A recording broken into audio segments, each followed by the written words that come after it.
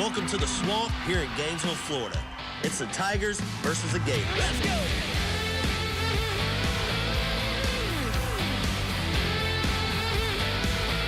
We're just getting warmed up, just getting started, already fired up.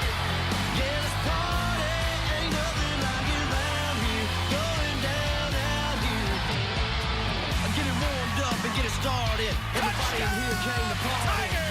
Time while I brought it. Hands up in the air if you want it. Who's setting it off? You know that's us. You already know we getting warmed up. We're just getting warmed up. Got it, Derek Dillon. Unbelievable. We're just getting warmed up. Touchdown, Gators. We're just getting warmed up. The Home Depot SEC on CBS. The best game from the best conference.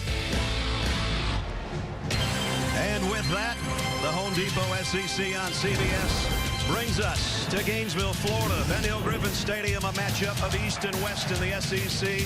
The number 22 Florida Gators against the 5th-ranked Tigers of LSU. Off to a 5-0 start. The Gators at 4-1.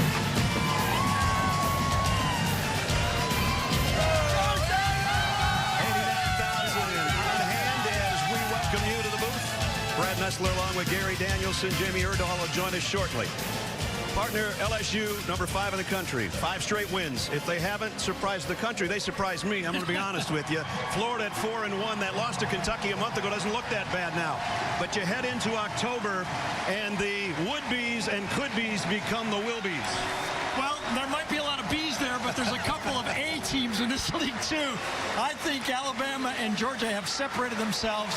LSU today could join that group of A teams. The rest of the league is pretty much what we thought. If you play good football, you can win. So many good players at home, a lot of teams can win in these games. Second year in a row by a strange quirk of scheduling due to the hurricane a few years ago. That's back-to-back games that they've been here. And last year when we did the game, I remember you and I talking about the quarterbacks and going, if they don't lose the game, they got a good chance. Maybe different this year. Right? I think so, because Joe Burrow at LSU is one of those guys that has emerged. You thought your surprise of the team has been better than you thought. It's because of Joe Burrow. He is the emotional leader. He's the toughness of this football team. He comes from Ohio State, and he even handled Jamie Erdahl. Here's her question, and if you can do that, you're tough. On the other side, Felipe Franks. I thought he was managed a year ago. Now, Dan Mullen is letting him do more and more and more. And I think today, for him to win this football game, he's going to have to turn him loose. He's going to have to get a lot more from his quarterback. He looks a lot more confident, even in practice. And speaking of confidence, the two coaches have really instilled that in their teams right now. You know, Brad, they come from the opposite side of the ball in their experience. One's an offensive guy, Dan Mullen. The other guy, a defensive mind, and Coach O. But they both echoed the same theme in this game. When they talked to us, they both said toughness will determine this game. This is my 9th game that I've done this. Every game has typified that. The tougher team has won the game. The 65th meeting between the Tigers and the Gators about to happen at the Swamp. We'll check in with Jamie and kick it off when we come back. The Home Depot SEC on CBS is sponsored by ExxonMobil, Chick-fil-A, Progressive Insurance, and by Napa.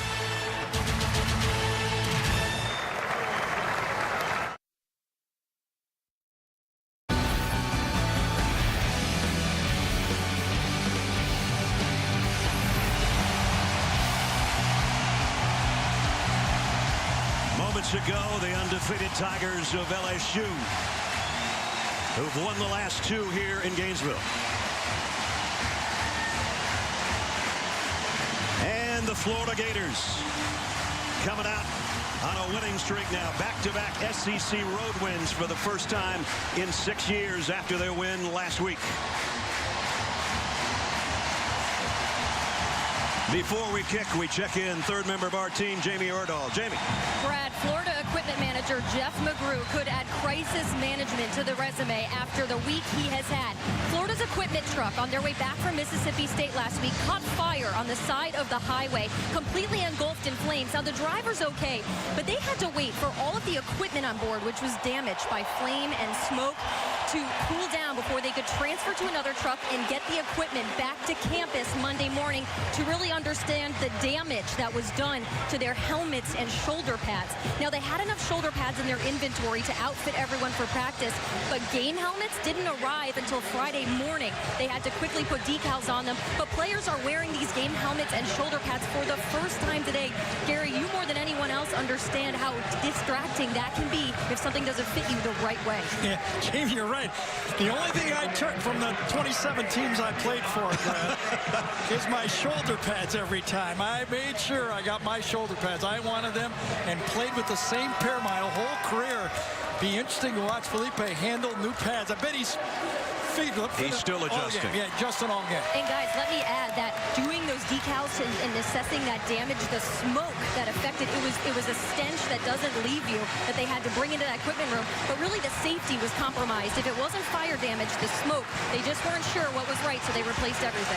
They'll be adjusting chin straps and helmets all day, I'm sure. They're sporting new cleats today. Those were all here. They weren't on the truck, so they're okay with footwear. Well, it is the swamp. It is October. We can't seem to do a game where it doesn't feel like triple digits, but that's the way it is here in Gainesville. Florida leads the all-time series. They're usually ranked, and each of the last four, as I mentioned, has been decided by a touchdown or less. Dan Mullen in his first year here after a very successful 9 years at Mississippi State, former offensive coordinator here. And Ed Orgeron in his third year, and he has quieted the critics big time in the first month and a half of the season. And they both have a big road win in their resume. You know, Florida knocking off Mississippi State, huge for Dan, and that Auburn win for LSU. That's really when this team started believing that they had the right guy in Joe Burrow. Florida won the toss, deferred. As you saw, LSU's return men drop back to the goal line. We'll see Evan McPherson, a freshman kicker, and Clyde Edwards-Helaire and Nick Brossette are back deep. And LSU will start at the 25-yard line. The Chick-fil-A starting lineup. And it all starts with number 9. Gary already talked about him. Coming off an unbelievable game against Ole Miss last week. There's his numbers. Hasn't been intercepted. That's key. The rest of the offensive line, they've shuffled their offensive line virtually every game. This is what they're going to have at least out there to start today. Nick Brossette has 6 rushing touchdowns and close to 500 yards on the ground to lead the ground attack. And usually the team that wins the ground game in this game wins the ball game as well. Justin Jefferson was the motion man, and it's Burrow off play action on first down and going deep for Jefferson. Got him. One play and a big one to Justin Jefferson. Well, he's become the go-to guy in this offense. He's had 3 games with 5 catches. And Justin Jefferson, who wasn't a big-time recruit, but great bloodlines, and they pick on the new corner. Remember, Marco Wilson, their starting corner at the beginning of the season, down with a knee injury against Kentucky, and they go right after the new player. 38-yard pickup, and immediately LSU in Gatorland at the 37. Quick handoff and a quick drop there. David Reese. Now it was Chauncey Gardner-Johnson, one of the captains of the defense, that made the stop. Part of the defense that looks like this. I guess I had David Reese on my mind. He's healthy. That was a big key. Didn't play against Kentucky, and that hurt him in that game. Quick snap by LSU, and it's out in the flat. To Brossette down the sideline, and he's got a first down. Well, I'll tell you, you got to hand this one to the offensive coordinator, Steve Emsinger, on this one. This formation fooled Florida. They got outflanked instantly. You get around the corner, that's just easy. Because one of the things coming into this game was, could LSU get outside the fast Florida defense? Now the inside run and driving for 5 more to the 20 is Nick Brossette. Just how much more confident does LSU look on offense? I mean, we've done so many games the last couple of years where they were managing, let's not make mistakes, let's be careful. They're attacking it right now. You got it. Here's a stretch, and it cut back to the inside for Brissett. He's got another first down. So in the red zone already. Last year, we saw a lot of jet sweeps, a ton of them, and a lot of more motion. Yeah, like that's this. Not a big package for them this year, but they got to find different ways to get outside this Florida defense. That time Florida stiffened up as Donovan Steiner made the stop on Brissett. No gain. That was a Matt Canada offense that caught this Florida defense on its heels with that package of shifts, overloads, tackle over, and got a couple big plays to sneak away with the win and the missed extra point. That play 2 plays ago was not a first down. No. If I correct myself, and the last carry was at the 15, 1st and 10.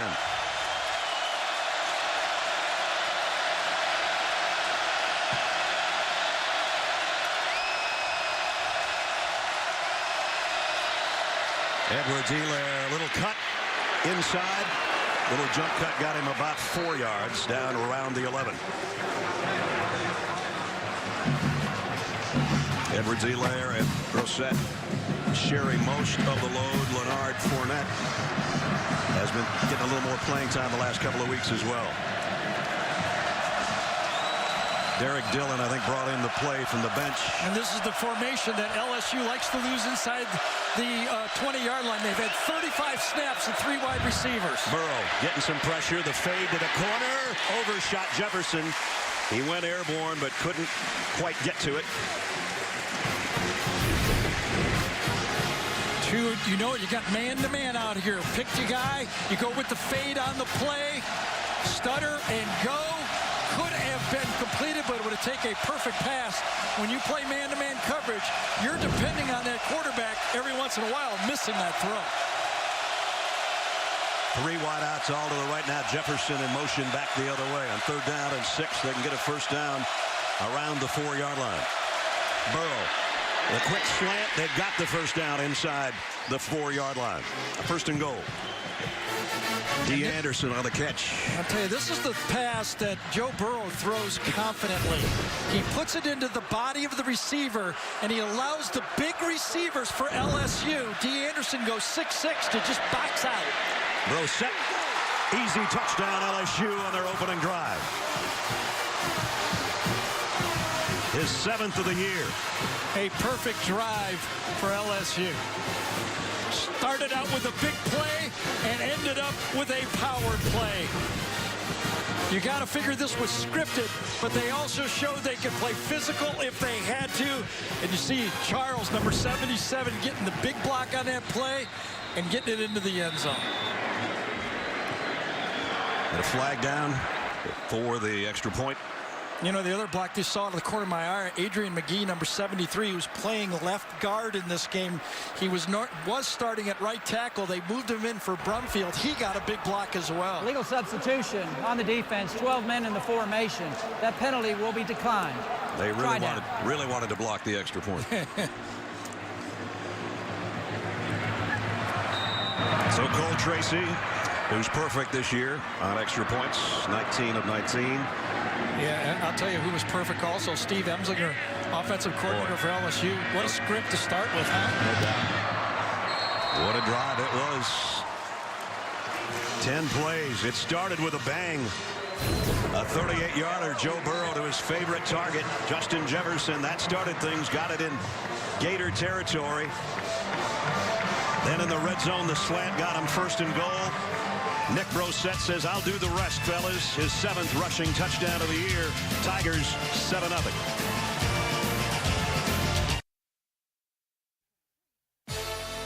Adam Zucker, New York, with this Zaxby's update from the Texas State Fair. After Oklahoma scored 21 straight to tie it, it's Cameron Dicker, the freshman kicker from Austin, with the winner from 40 yards out. 48-45, Texas takes it. Highest scoring game in series history. Back to the Swamp. Yeah, they're going to have T-shirts that say Dicker the kick after that one, I guess. And the first win against a top 10 team in a while.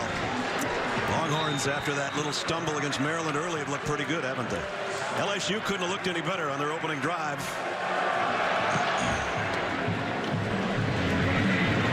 And Florida Likewise, we'll start at the 25. We take you back to the touchdown. Well, Brad told you that there's been 5 different offensive line changes for this team, but they might have found a good one here. Sadiq Charles and Adrian McGee. Watch the 2 guys on that left side clear the way and just walk in. Cushenberry, the center, also gets his man. Being able to run untouched in the end zone doesn't happen often enough. And, you know, I don't know if they've had a better start, but I remember when they had one just as good. Auburn, first possession, they scored to make it 7-0. You're right. Good point. So here's the first snap. Empty backfield for Felipe Franks. The Gators from their 25, and Felipe comes up firing and a slant and caught out at the 30. Pickup of 5 to Van Jefferson as we check Chick-fil-A's starting lineups for you, and it all starts with number 13 and a much more confident Felipe Franks. He already has 3 more touchdown passes as you look at his numbers than he had all of last year. And that first snap and catch got him a little over 5 yards. Second down and 5 on the ground. And this is Jordan Scarlett, and he's got a Gator first down. So 2 plays and 1 first down. The offense, the rest of the group that joins Felipe and Jordan Scarlett. Van Jefferson, the guy that caught the first pass on the first snap, has been the leading receiver as far as touchdowns for the Gators with 3 so far this year. Gators from their own 37. Felipe Franks getting pressure, going to go deep. And overshot everybody, and he took one right in the chest from Breeden Fehoko. Breeden Fehoko, one of those emerging players for LSU. On the nose tackle, Devin White, you'll see him everywhere, number 40. And here's what Fehoko did to Felipe when he got rid of the football. He hurried to throw, and that's why he has no chance for a completion. 3 wideouts to the top of the screen for Franks on 2nd and 10, but they'll keep it on the ground as Scarlett puts his foot in the turf and had a nice cut for about 4 yards and bring up 3rd down. Excuse me, Brad, if you notice that formation, 3 receivers to the wide field and then run to it. Dan Mullen was very successful last year at Mississippi State against LSU, and Dave Aranda, the coordinator. It's a storyline going into this game. Both coaching staffs mentioned it to me that they got us last year running wide. We must defend the edge better, and Dan Mullen just tested it right there. 3rd down and 7. Gators a 36% team on 3rd down. Franks has time, lofts it, and he lofted it too far into the Tigers sideline. Yeah, that was bad on almost all areas. First of all, the receiver had a tough time finding it that time because it was dead into the sun on the play. Grimes looked back, but it really would not have mattered on the play because the ball wasn't even in the field of play. If you keep it in the field of play, that's a completion, not a good throw from Franks. So Florida forced to punt. Tommy Townsend in to kick. A wobbler, fair caught at around the 22 or 23 yard line by Jonathan Giles. So 5 minutes in, the Tigers 7 points up.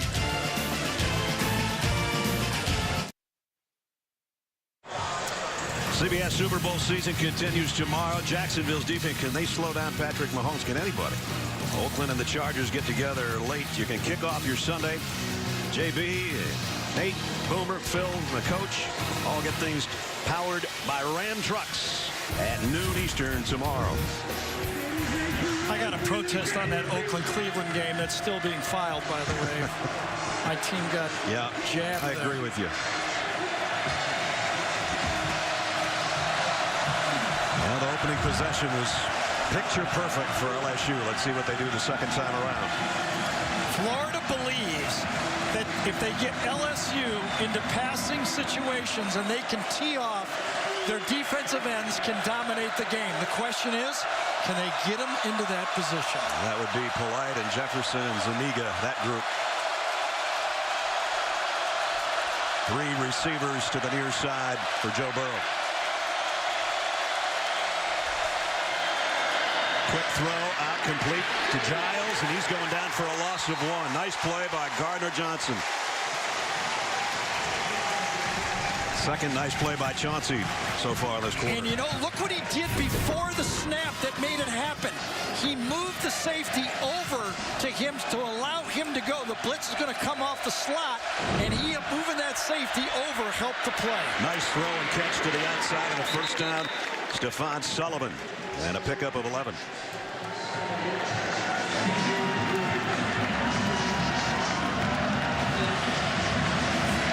So far, Joe Burrow's been right on the mark, with the exception of that fade to the end zone.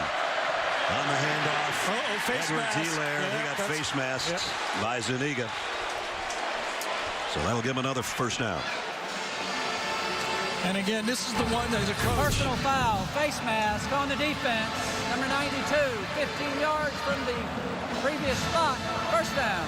Sometimes as a coach, you know, you look at the stat sheet and go, well, we had too many penalties, but that's one you just got to live with. You know, I mean, it's like having an aggressive passing quarterback. Eventually, he's going to throw one to the other guys. Right. And if you got an aggressive defensive line, they're reaching out, they're going to get a handful every once in a while. As you go in the LSU huddle, and as they break it, they're right at the 50-yard line.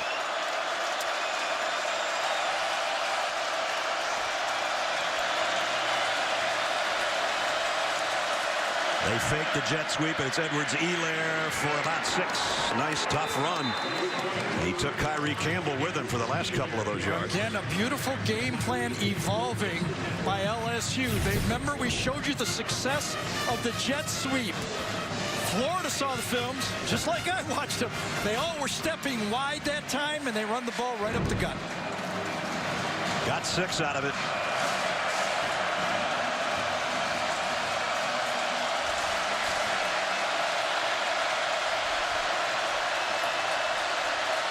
Again, they have the motion, same looking play. Edwards Elaire, nice move in the traffic, and now he's just taking guys with him.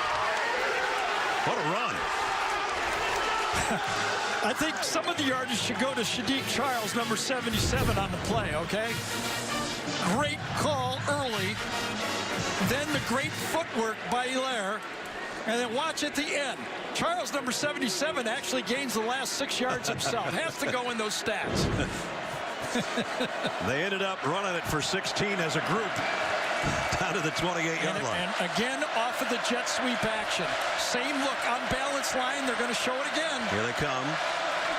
And again, they fake it. Now look out from behind. Joe Burrow balls out. I think they're going to rule it a pass, but maybe not. Florida's got the ball right now. No indication yet. Was his arm going forward? They say no. I don't think so. Bashawn Joseph, number 11, the blitz. Todd Grantham is known for it. Polite 99 and Joseph 11. Let's see who got the exact play. Coming around the corner this way. 99's going to get it. He strips it. All-out blitz. That caused the angle for Polite to get there, and he strips it. And I don't think he was thrown. I think that ball came loose. That is the 11th fumble recovery this year for the Florida defense. That's number 1 in the country, and they got the ball back.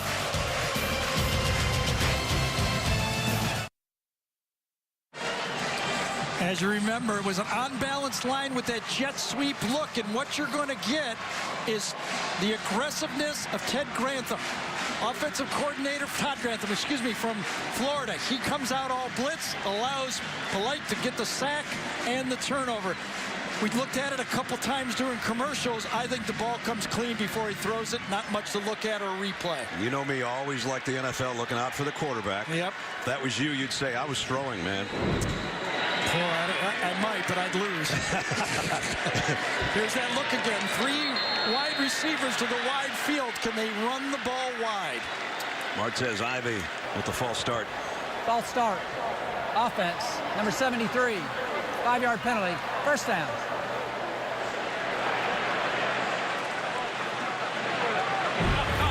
Florida, I talked about the forced fumbles and fumble recoveries. 9 forced and 11 fumble recoveries. A couple of those their own.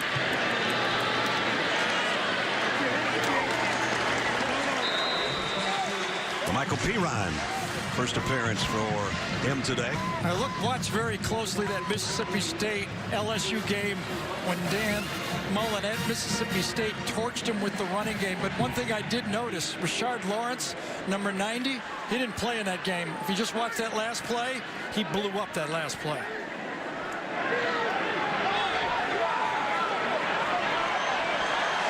Second down at 14 as we approach 7 minutes in the first quarter. Play fake. Felipe scanning the field, throws incomplete, intended for Tyree Cleveland. Broken up by Christian Fulton. Well, the crowd thought that Fulton got there a little early. Two things to notice. Plenty of time for Franks to pick out his third receiver. And does Fulton get there early? It wasn't a very good throw. No. Was it tipped? Was it? No, yes, it was. It wasn't a very good throw. Yes. Fehoko got Once, and by the way, once it's tipped, it cannot be pass interference. You can't. Doesn't matter if you get there early or not. Another third and long. Not what Florida was looking for here. After the turnover. Maybe a blitz coming off the corner. They're going to bring it. Franks is in trouble. Got out of it. Long way to go to run for it. And, oh, what a hit. He's within a foot, I think. What did we talk about? That toughness was going to determine this football game. When you're struggling moving the ball, it's third and long. You just missed a pass. You got to go for it. And he did.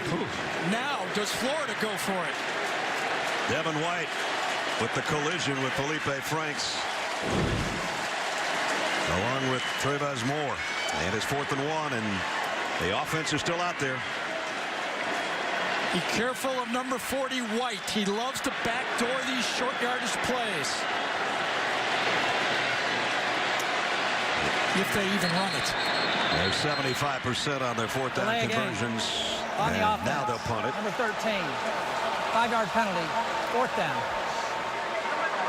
So they had a quick look at the line of scrimmage, and now they'll bring out Tommy Townsend again. It would be too early in this football game to take that type of a gamble. Yeah. Great play by Felipe Franks, though. His team will notice that.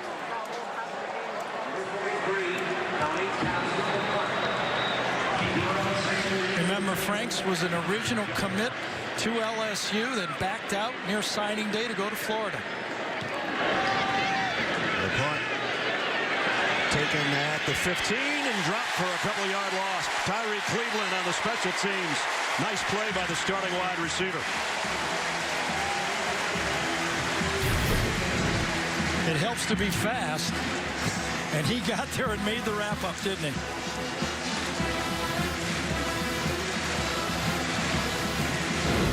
Monday on CBS, can Hawaii's best private investigators solve the mystery of the woman with two faces? They found a 300-pound tuna last week on the show. I'm sure they can find here. New Magnum PI Monday, 9/8 Central, only CBS. Worst starting field position for LSU, but this is their third possession at the 13-yard line. Nick Brosette. He's going to get dumped for a couple-yard loss. Nice force by Rashawn Joseph. If you talk to all the coaches in the league, the first thing they talk about is Florida's speed on defense, that they run down these sideline plays. Really hard for those 300-pound linemen to get on those linebackers. They call it a loss of 1, a second and 11 as Burrow comes up firing, complete. Going to be short of the first down on the throw to Terrence Marshall, the big freshman. Here's how a quarterback makes the offense look good and makes it work. Watch how early Burrow throws the ball before the receiver even turns around. What a play defensively by Jabari Zuniga.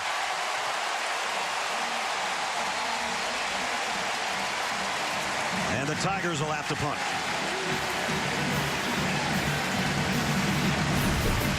Zuniga, polite, making those plays inside. There he is, the right defensive end for Florida on the left side of the LSU line, and he gets into the backfield and makes the play.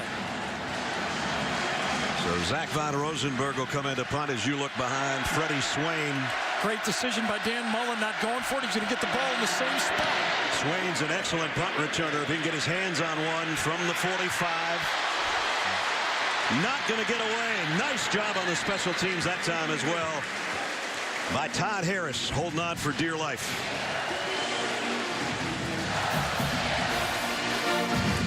Some really good punt coverage on the last two kicks. So that has to be within 2 yards of where they were going to go for it on the last series, right? Where that ball is right now.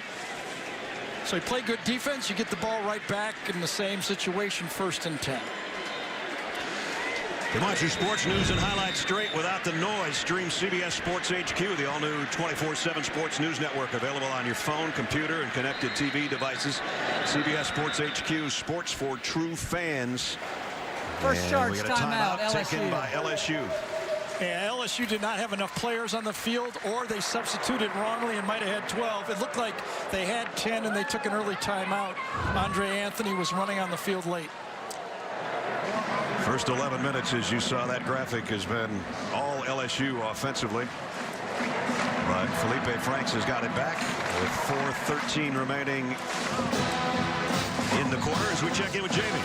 Guys, trash talking happens at all levels. And you know where it exists? On Twitter. 2 former coaches for these programs had a little back and forth. First, Les Miles puts it out there. Hey, Steve Spurrier, how much do you want to bet our Gators? Your Gators are going down this weekend. #GameOn. Well, Steve Spurrier had a little wager to put on it. He said, shoot, we're going to win on Saturday. If we don't, I'll eat some of that grass of yours up there. And if not, you can wear my visor. Gary, what do you think? I think somebody typed those out for both of them, to tell you the truth. Les came back to say a visor is only half a cap. I think Les told one of his kids to say it, and Steve said, hey, somebody help me here with this. Felipe Franks down the middle and knocked away, incomplete. You know, 9 of 19 passes that Franks completed last week against Mississippi State were at or behind the line of scrimmage. That's much tougher to do against LSU. They man-to-man you, they move up, they force you to move back in the pocket, hold the ball, and throw the ball downfield. No cheapies so far. And only 1 completion so far in 5 attempts, and only 6 yards. 2nd down and 10 at the 45.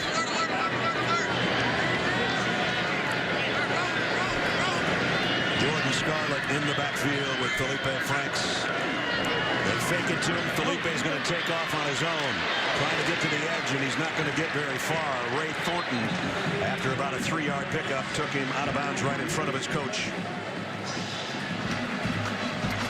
And it's 3rd down and long again.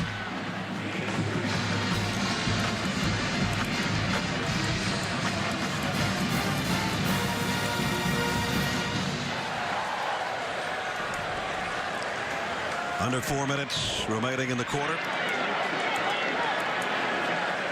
The Gators trying to get into LSU territory here with a 3rd down and 7.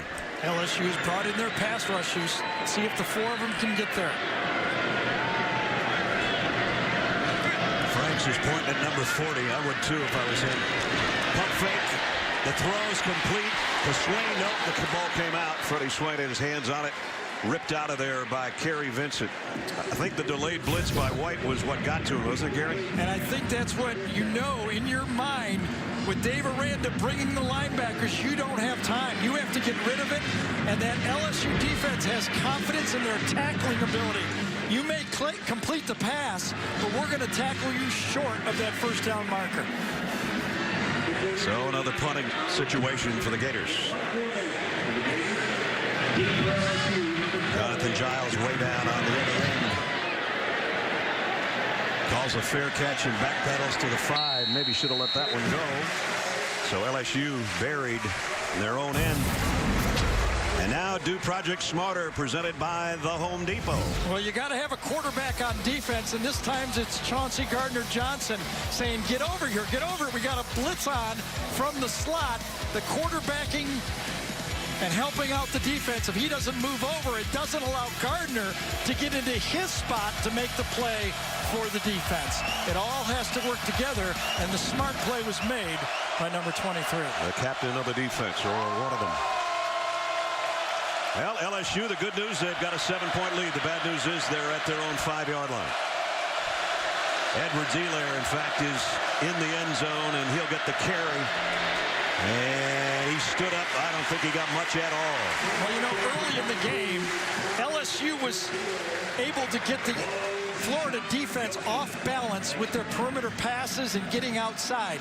Now, the last two series, they have not been able to do it, and that Florida defense is starting to set their cleats in the ground and make it rough sledding for the running game. They gave him about a half a yard, second down, a long 9, an entire shift over to the left side for LSU as the pitch goes that way to Edwards-Helaire, trying to get to the edge. He's going to be about 2 or 3 yards shot. Ooh, I think there was a punch thrown at the end of that play. I don't see a flag yet. I have to smile because Matt Canada never really connected with Coach Orgeron. Okay, but on that play right there, Steve Emsinger stole that offense. The shift and the run wide, and as Brad says, oh yeah, a late punch. And Florida's very, very lucky that they didn't get a player thrown out of the game. 3rd down and 4. Giles in motion, sets up in the slot. Burrow, backside pressure, down he goes again. Rashawn Joseph with a big sack.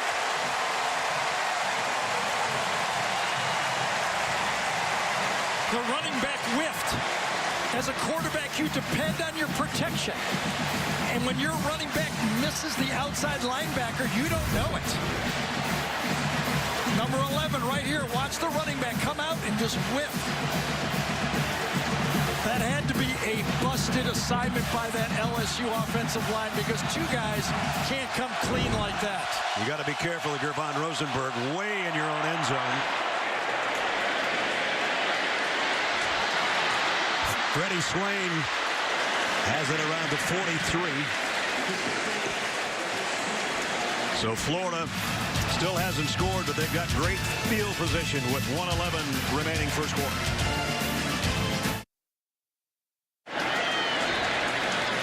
We're back to live action with Lamichael Pirine with a 2-yard gain. Let me try to clarify this last sack again. I think, second look, like Joe Burrow should have kept coming because you can see the LSU line slide and the running back can only take one of the 2. I think that one's on the quarterback after you look at it a second time.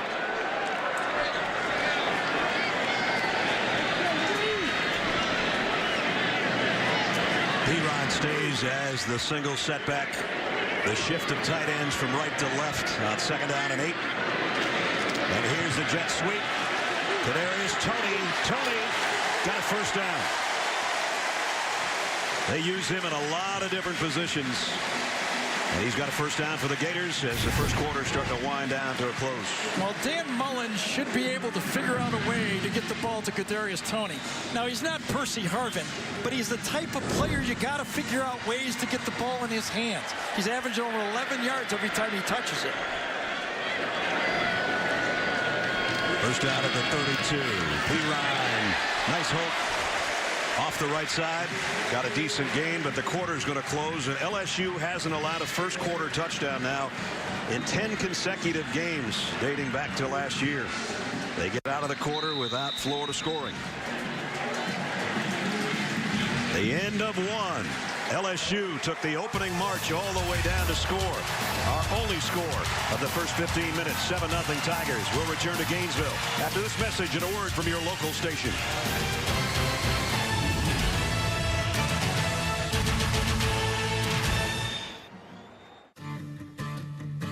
Okay, let's go.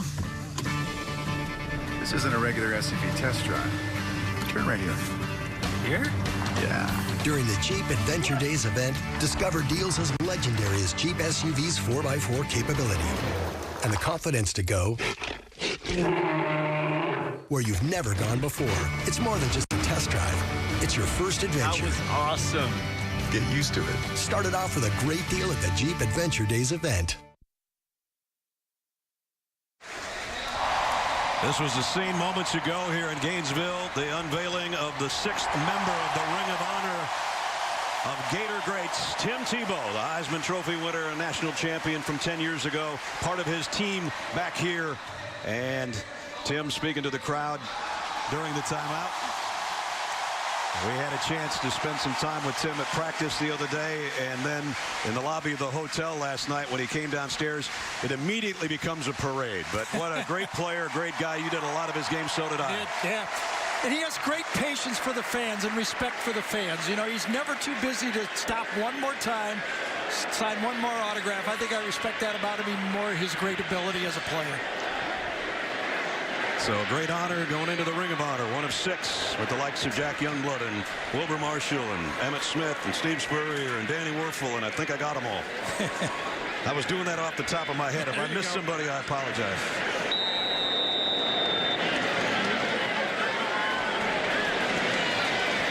So to start the second quarter, 2nd down and 5. Felipe Franks throws the out complete.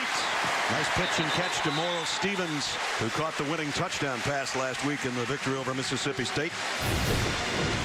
Grant Delpit was not on the field for that play. His helmet popped off on the play at the end of the quarter, so he wasn't out there. He's out there now, but their great safety, number 9, was not out there. So Florida in the red zone. 19 out of 20 scoring down there this year. Here's a nice tough run on the inside by LaMichael Pirine again. Got it just outside the 15. You know, I'm going to give some credit to Franks on this. That long run on 3rd down. Remember, the theme of the week has been all week by both coaches. Toughness. Who's tough? Physical, right. And I think that really electrified that defense for Florida. The Florida defense now the last 3 possessions is forced fumble, 3 and out, 3 and out, and now the offense is going for Florida. Just one pass in this drive, but it was good for a 1st down. 2nd and 6.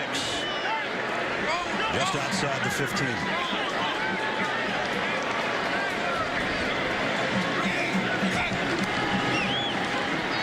Pirine trying to follow his blockers. Oh, what a run again. Still going.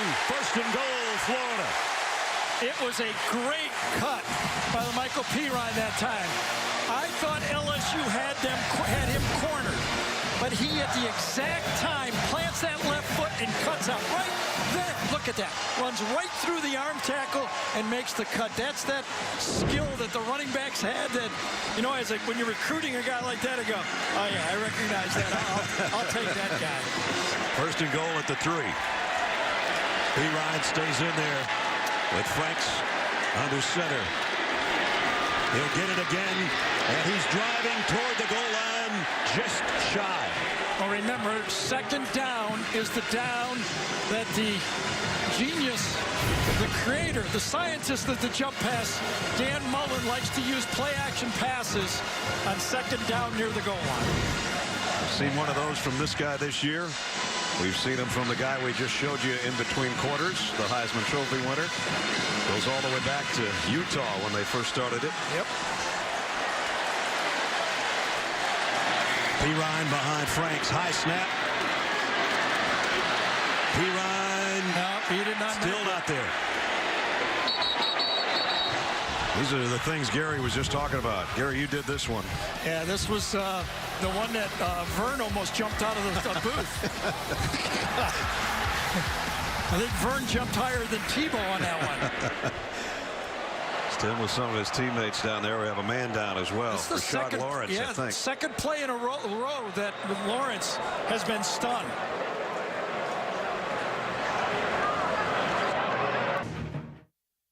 Chip, Nancy, thank you. We'll get back to that with the news department later. Right now, it's 3rd and goal, just inside the 1-yard line. Remember, for Florida. Frank, 6'6". He needs 6 inches. Easy walk-in, LaMichael Pirine touchdown. Well, he got him there. He deserved it. First 3rd down converted by the Gators, and they're a point away from tying it up. I'll tell you, Morrell Stevens, number 82, and the fullback that time, get big blocks on the play. Watch Stevens.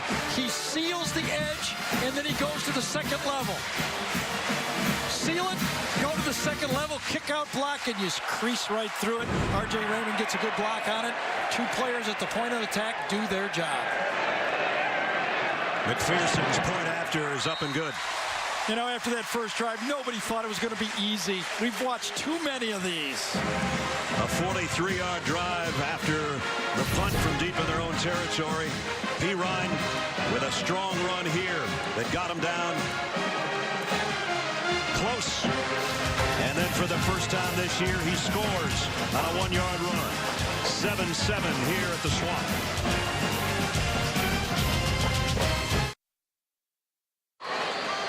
Tomorrow on CBS, see why critics are calling the new drama God Friended Me heartwarming and a truly original story.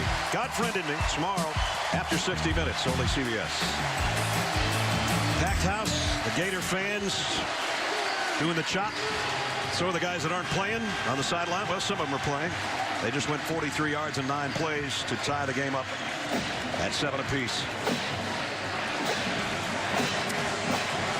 This is my 9th game, and they all seem to have their own life, but I know this. There's only been a couple blowouts. These things usually go right down to the end. You know, the last 4 have been decided by a touchdown or less. LSU, after that opening drive, has been stymied pretty well by the Florida defense.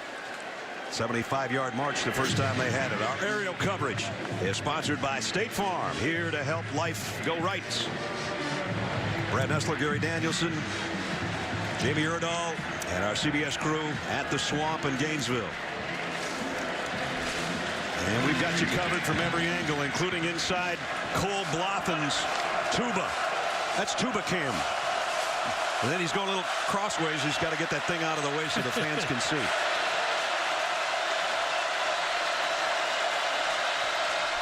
Play action for Burrow. Far sideline, easy pitch and catch. Stephon Sullivan. And a first down. Well, the last 7 plays for LSU has been a fumble and 2 3-and-outs. So they dial up a pass play, and Joe Burrow calmly, again, he's the guy this year that the offense is looking at to say, you're our leader. We've seen you do this before in a game at Auburn. We saw what you did against Miami. He's the one the team now looks to for the leadership and the calmness here on the road. Calmness to set a school record for passes without an interception. Here comes the jet sweep with Stephon Sullivan, who just had the catch on the previous play. He's got about 8 more, maybe 9. This is the first time in the game we saw a shift with a toss to the running back. A little bit of Matt Canada's offense, the offensive coordinator from a year ago. When I talked to Steve Emsinger about it, I go, will you steal any of Matt's stuff? And he goes, a little. It worked. You steal wherever you can get it from. Absolutely. Tell you what, that was well blocked. Had it not been played well by C.J. Henderson, he might still be running.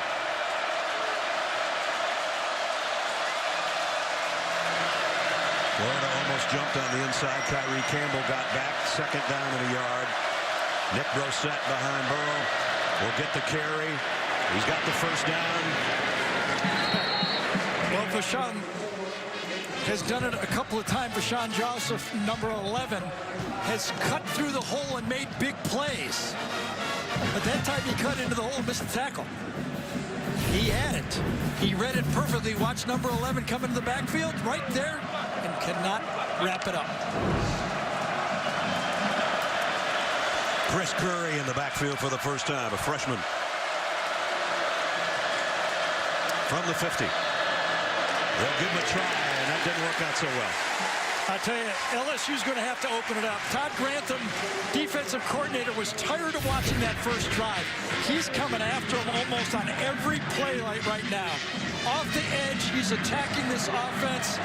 92 made the play, Zaninga, but another blitz by the safety, number 23, Gardner Johnson. Burrow, more pressure from the backside. He's going down again.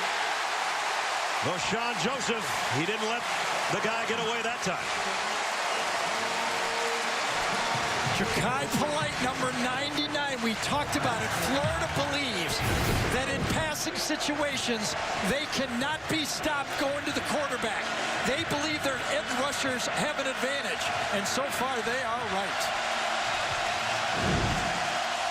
And now the crowd really coming to life for their defense on 3rd down and a mile. You know the saying, stop the run, have some fun if you're on the defensive line. And they got their ears pinned back, that front 4. That's how many they'll bring. Burrow's going to throw a middle screen to Brissett. Wow, he almost got the first down. Well, and this is the area of the field now that Coach O, I think, will go for it. A lot of pressure, so what do? The little slip screen in the middle, and I think it's close enough to go for it. About 1.5 yards. Fourth down. Joe Burrow looks to the sideline. They're 2 out of 3 on the season on fourth down. They're going to take a timeout and think about it. That's a good idea with 9 minutes and 10 seconds remaining in an important possession. That's how much time we've got left in the half. Tied at 7 in Gainesville. Dean Blevins on the scene, on the story, News 9. You and I agree occasionally. I thought he was closer to the first down than what they gave him. I don't know if there's enough to move it up a half yard, but when I said they'd go for it, I thought it was going to be 4th and 1. This is almost 4th and 2.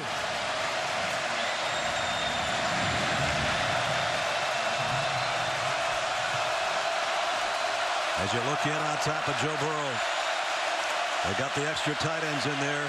Brissett behind him. Burrow trying to draw him offside so far. Nobody flinched. And still Florida's Gators hold their tails. Now he runs back in. He's still got time. Maybe wants to take a snap. Nope. 0 for 3. You know what? He's good at holding the audience, though, I'll tell you that. Offense, number 9, 5-yard penalty, 4th down. You know, first instinct, I think, was it was going to be a yard. And then when you really saw where the ball was placed, I think Coach O said, no, thanks. Not going to do it. So Josh Groden's going to punt. Freddie Swain is back. Florida came into the game ranked 11th in the country in punt returns at about 20 a return, and most of those were Freddie, including an 85-yarder for a touchdown. But they're going to keep it out of his hands as best they can. They'll down it inside the 10 around the 9. Well, remember when Florida did it, they punted down there and they got a 3 and out. Let's see if the LSU defense can do the same.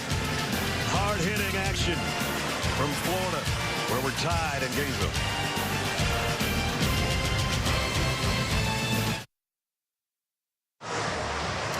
Florida game back in the SEC East standings to Kentucky and Georgia, both undefeated. Kentucky at A&M tonight. Georgia and Vandy get together. And with that, let's test your knowledge with today's Aflac trivia question, because I mentioned Kentucky. And Manny Snell scored his 40th rushing touchdown last week in his 31st game. Who set the record, the SEC record, by doing it in just 27 games? Chew on that one for a while, folks. 9 minutes remaining in the half. Florida right at its own 10-yard line. Jordan Scarlett got 11. I tell you, you got to be good when you make number 40. White miss the tackle. That's exactly in the hole. Devin White was right there, and Scarlett runs right by him. Right there, missed tackle by Devin White. Jordan Scarlett was suspended the entire year last season. Was welcomed back by Dan Mullen, who he says gave me a second chance, and I realized how much I miss football, and he's been a model citizen since. Got 11 yards on that carry. Give it to him again. And he pushes the pile, almost a face mask. He got a yard that time. Devin White, as always, seems to get up off the bottom of the pile or near the pile. Man, what a player. He had 13 tackles in this game a year ago, including a sack. Came in as a number 2 tackler in the conference. And he also finished off the game by knocking down the last pass of the game to save it. That's right. I see some draft projections having him going 3rd in the draft. First linebacker taken. Felipe Franks in trouble, steps up. He's going to take off and get what he can. The slide's just a yard premature of the first down marker, but Micah Baskerville was waiting for him right there. So the question was, would Dan Mullen trust his quarterback? I think he's going to have to. They're taking away the short throws. They're going to have to drop back occasionally and try to throw the ball downfield. Not giving them that Mississippi State defense where you got the chippies to the outside. It's a full yard for sure on third down. Franks again. Put his head down and didn't get there. Yeah, that's where they need a T-Buck. Yeah, but he's not in pads. He's not. And a little slow to get up. Get hit on that time. Both linebackers get in on the play. Baskerville again.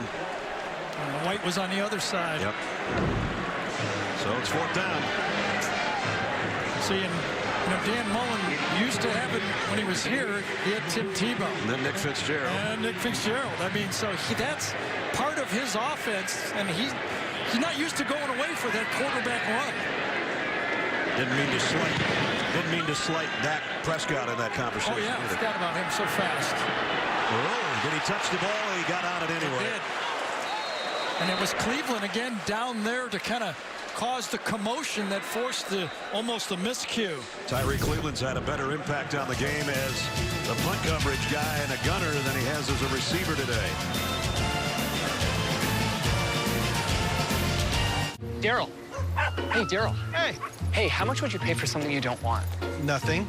Is this a test? No. Question 2. Do you like getting stuff you like for free? Yes, this feels like a test. It's not. It's just why Verizon lets everyone in your family get the unlimited plan they need without paying for stuff they don't. And why Verizon gets you 6 months of free Apple Music. Did I pass? Not a test, but yeah, you passed. Yeah. The music you want, the unlimited plan you need on the network you deserve. Now get up to $300 off our latest phones. Adam Zucker in New York coming up on the Geico Halftime Report. Rick, BJ, and I get you caught up on the day, including the Red River Showdown coming down to Cameron Dicker, the freshman kicker. The 40-yarder for the go-ahead and the win for Texas as we go back to the Swamp. All right, Zuck, thanks. 7-7 here with 6.5 remaining. Defense for the Gators has kind of dug their claws in, Gary. They sure did. They did it by being aggressive. That's the MO of this defense. Chauncey Gardner-Johnson coming from the secondary to get the tackle for loss.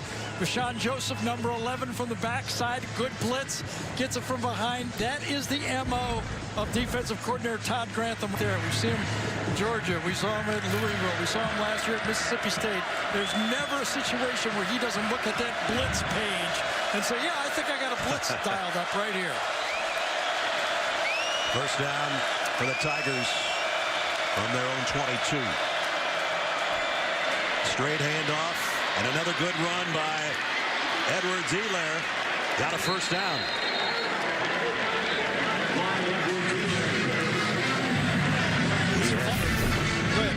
I was just going to say he had a great game a couple of weeks ago at Louisiana Tech, and he's put up some pretty nice numbers today in the first half. Yeah, I was going to say Foster Moreau, number 18, the tight end, did a really nice job of sticking to his guy, running with him, and not really. It was almost like a basketball screen. He just didn't allow his man to get it on the play.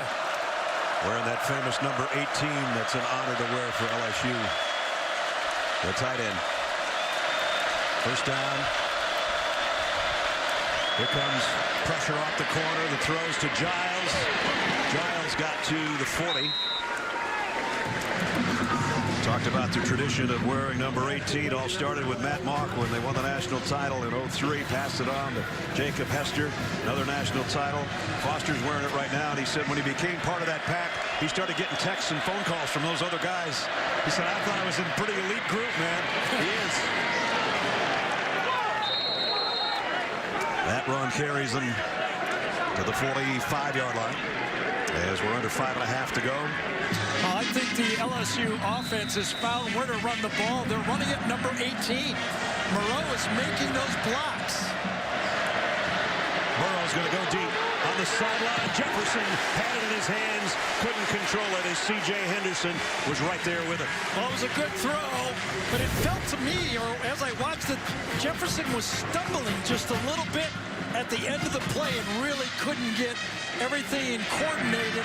Fighting for the ball, incidental contact, good throw. Hey, that's good defense. You cannot ask your guy out there to do better than that. Bump and run, that's as close as you can get. 2nd and 10. Now the slant is complete. And it's short of the first down by about a yard to Derek Dillon.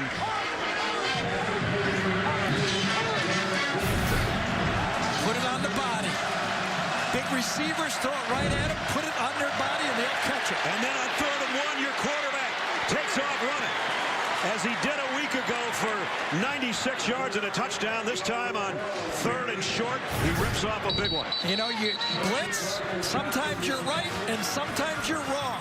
That time they were playing the running back, and a perfect keep by the quarterback probably was a read play. He pulled it and got a big play. The Burrow offense, throwing the ball and running the ball, has become a big weapon. You see it, very aggressive. You use their aggressiveness against them. Guy that made the tackle is the guy that's down. We'll check on Chauncey Gardner-Johnson when we come back.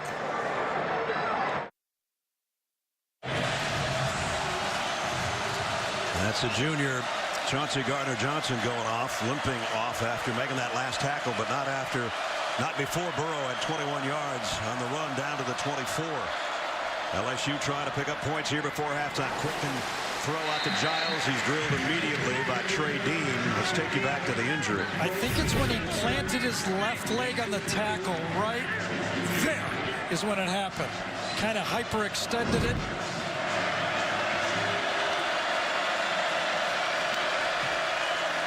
Second and 5. Edwards-Helaire a yard short.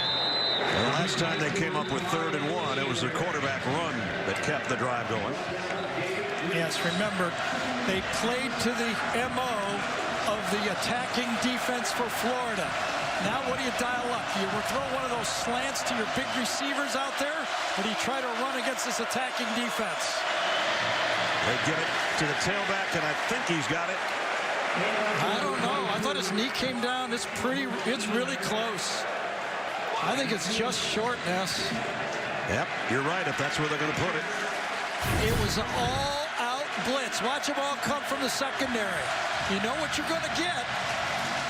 Boy, I'll tell you, this is closer than I think this should be reviewed. I thought his left knee touched down at about the mark, and then the right knee hit second. I thought his forward progress stopped when he was crossing the line. Yeah, boy, I think your eyes were correct. I'm surprised they're not reviewing this. It's a big first down call. No kidding. It's not going to be a first down if they let this kick attempt go from 32 yards. And it doesn't matter anymore. And Cole Tracy drills it, as he has 10 other times already this year. So the drive ends in a field goal. And on the road, the Tigers up by 3. It all started at one family night in Dumfries, Virginia. Family night is for everybody. It's a time for families to do crafts together. The kids just love going to Chick-fil-A for dinner. Being the single mom and getting everybody ready, it was tough. We would get there a little bit late, like on the tail end of it. Helen saw that I was having trouble getting them to Chick-fil-A for the family night on time and actually got it extended another hour. Noticing things like that, I never really told her how much she affected me, but she did. Love you.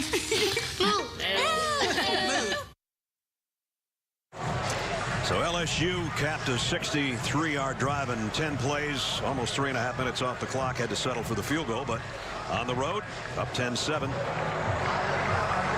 Set to kick it away. Avery Atkins will kick. Kadarius Toney and Freddie Swain, both dangerous guys on the other end if they can get their hands on it. But they won't. And it comes out to the 25. On the field goal, I think the word came down that Foster Morrow, right there, number 18, was very lucky not to get called for using his hands outreach like that. It could have been a penalty on the play and taking the field goal off the board. And you see it. Coach O probably didn't see that, but somebody did in the box and said, you better let him know. Don't do it next time. Don't do it next time. Let's see now. Florida can answer here before the break. It'd be a big double because they get the ball to start the second half. 4 wideouts, 3 up to the left of Felipe Franks. He's looking that way. Now he tucked it down and goes back over the middle. And Perine on the reception, brought down by Ray Thornton. Tried to go to the quick slant to his left. Wasn't there. thought he might run and wasn't there, pulled it back and used his 6'6" frame to throw over the top of it. He is one tall guy. When he came into our meeting yesterday, I said, I knew you were tall, but man. Second down and 3. And nobody to fake it to, but the pitch is good on the corner. And it's Pirine, and he's in LSU territory at the 45-yard line. I got to give this one to the play caller, because this time LSU did not have enough people to the outside to stop the quarterback and the pitch. You game plan those type of plays. You got the end man on the line of scrimmage and assignment football with no one to take the pitch man. Pirine got 33 to the 45. And now the quick throw out in the flat to Van Jefferson. Jefferson, let's see where they spot him. He might have gotten another first down. I think he did.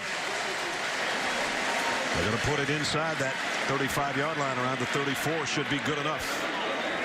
So quickly, Florida moves from its own 25 to the 34 of the Tigers. And that was a hot right there. That was an RPO with a hot. That was a corner blitz. Read perfectly by Franks.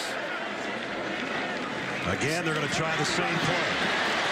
And they got the same result. Pirine again. Got a flag down this time around the 30. Same play again. They're walling off the linebackers. Oh, and a push from behind that time. Right at the end of the play, Tyler Jordan. Illegal block in the back.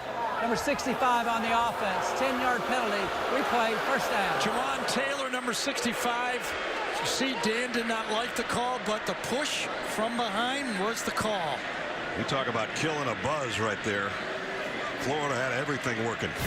And the reason he's upset is he knew he had him again with the call. There's the push from behind.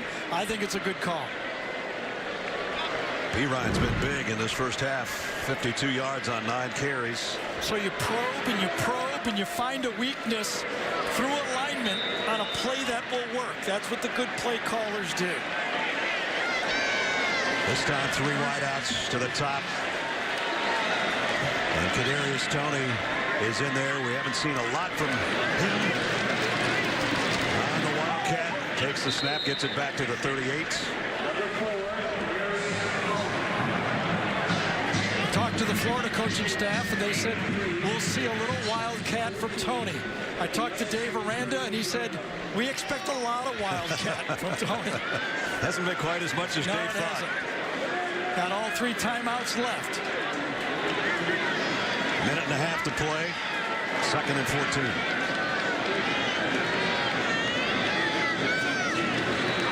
Franks on play action, steps up, going deep to the corner, got his man. Is he in? Touchdown. Josh Hammond. I think he's short, Brad. Well, one official signal touchdown. They had a committee meeting over there, and they're going to bring it out, I guess. This is a bust by Vincent. He's got a free safety in the middle of the field, and he takes the bait on the play. He's got to play outside. He's got help in the middle. It was a perfect throw, and you see the step out right there. And a perfect Chick-fil-A pylon cam to show you that his left foot did go out at the 3. He did get to the pylon, but his left foot was out of bounds, so it's 1st and goal. You have to shake your head when you're a defensive coach. You put a safety in the middle of the field, you tell the guy, you can't get beat outside. You got help inside. And what happens? You get beat to the corner.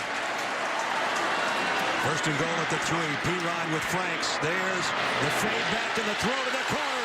Now it's a touchdown. Morrill Stevens.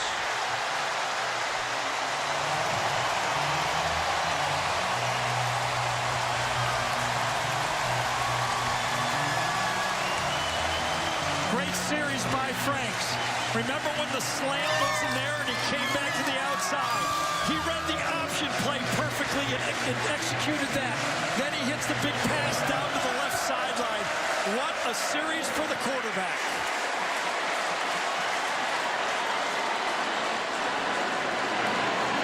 Extra point is up and good. What a drive by Florida to regain the lead. 75 yards in 7 plays. 2 minutes minutes ago, I said, do they have an answer? Does Florida's offense have an answer? They did. 7 plays worth, 75 yards worth, and a Franks to Stevens touchdown. And the Gators are back in front. I should say in front for the first time. And they bring it out to the 25. Well, we talked about Dan Mullen was going to have to use his quarterback to win this game. Look what he did. He schemed the option, perfectly executed. Then he gets the big pass to the outside. You got help in the middle. Why are you biting? You've got help right in the middle of the field, and nobody takes the play. That's got to be a bust. And then the one-man isolation play-action pass, the one that Tebow made famous for the touchdown pass to finish the drive. LSU only has 1 timeout remaining with 69 seconds left here in the half. Burrow, quarterback draw, and he only got 2 yards out of it. And we're down to a minute. We asked you earlier our Aflac trivia question, testing your knowledge. Benny Snell talking about him 40th rushing touchdown last week in his 31st game. Who's got the SEC record? Herschel, who we saw last week. It's always a safe bet. I'm surprised Florida didn't take a timeout, to tell you the truth. They've got all 3 and try to force a punt and block a kick. Burrow going deep. Got a man out there. Just overshot Jefferson. Second time today. They just that close, but incomplete. Yep. Good route by Jefferson. Best route runner on the team. He's in the slot. Ball overthrown by about a yard. Well, now, 3rd down and 8. If they don't pick this up, or if LSU plays it conservatively, Florida will definitely take a timeout. Well, either way here, Florida will take a timeout or it'll be an incomplete pass. Let's see if LSU will throw the ball. I suspect one of those slip screens. It's going to be Brissett wasting a little time but gaining nothing, and now timeout Florida after a pickup of 1. You would expect it is stopped at 28 seconds. Yep. Well, yes, it is stopped now. So Florida still might have a shot to pick up more points before halftime. Who knows?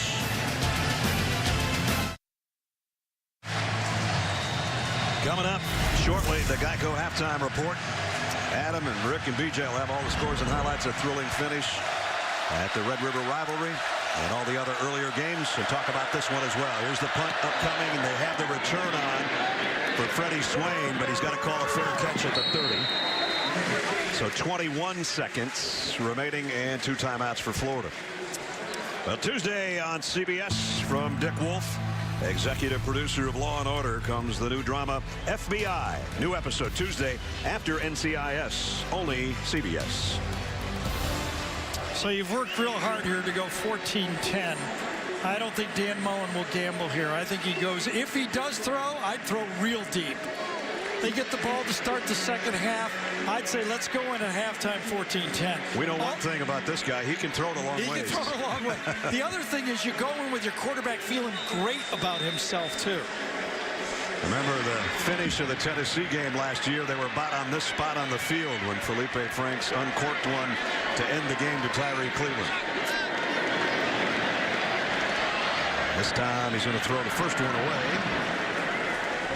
If you missed the end of that game last year, everybody said to me, man, you guys had a great game. I said, no, we had a good 9 seconds is what we had. This was part of that 9 seconds. The long ball, perfectly thrown, about 66 yards in the air. It was officially a 63-yard touchdown, and Florida a win over Tennessee. I think they have to run the ball here. They don't want to punt, and if they run it here, LSU only has 1 timeout. They can get out of the half. You have to run it here. And they do with Scarlett. And Jordan Scarlett, tough 5 or 6 yards. And that should bring the half to a close. Remember, it's about 100 degrees down on the field, too. And I think right now the 2 coaches, let's go to the locker room. We got a lot of football left, but we've had some great football through 2 quarters at the Swamp in Gainesville. And Florida, with that late scoring drive in the final couple of minutes, takes a halftime lead to their home locker room. Leading 14-10. And as they head in, and before Dan Mullen heads in, he's going to be intercepted by Jamie Erdahl right about now. Go ahead, Jamie. All right, Coach, that last touchdown drive for Felipe Franks, what was it about his decision-making that was the difference maker? I know he's just executing cleaner, getting more comfortable with the looks they're giving us. They're giving us some different looks, which we knew they would coming in. Yeah, to see they weren't going to do what they did against us last year. So you knew they were getting different looks, and he's just getting more comfortable making the adjustments. And how much Franks' toughness really embodying and representing this whole team? Well, it is good in the pocket. He's doing a good job hanging in there. He's got to be a little more physical running the football, though, right there. Get us first downs on third down and second down situations and scrambles. But that'll come, and it'll keep everybody pumped up here in this unbelievable crowd today. Thanks, Coach. Thank you. Well, Dan, you can't give him a 3rd and 14 and expect him to get 15 when you're running. But I think it was the 3rd and 1 that bothered him. That's the one he didn't like. Good game first half. Florida 14-10. Geico halftime report is next. All right, Ness, thanks a lot. Coming up here on the Geico Halftime Report, Rick, BJ, and I will show you how the highest scoring game ever between Oklahoma and Texas ended in heartbreaking fashion for the Sooners after this word from your local station.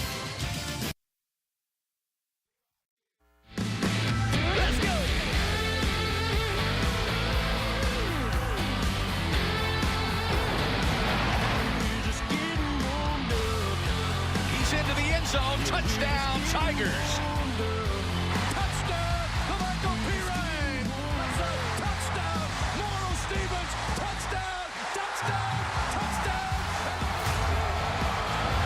Really hasn't been that many touchdowns that Mick called there, but at any rate, good first half, 14-10. Florida will get the ball to start the second half after an impressive drive in the final 3 minutes of the first half to take the lead for the first time today.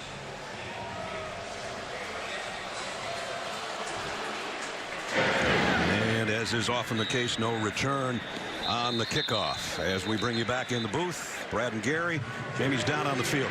Two teams that pride themselves on not turning the ball over. We had a strip sack fumble, otherwise clean game, and both teams, you said it was going to be physical. You got to earn every yard. And look at what did Dan Mullen tell Jamie right at the half?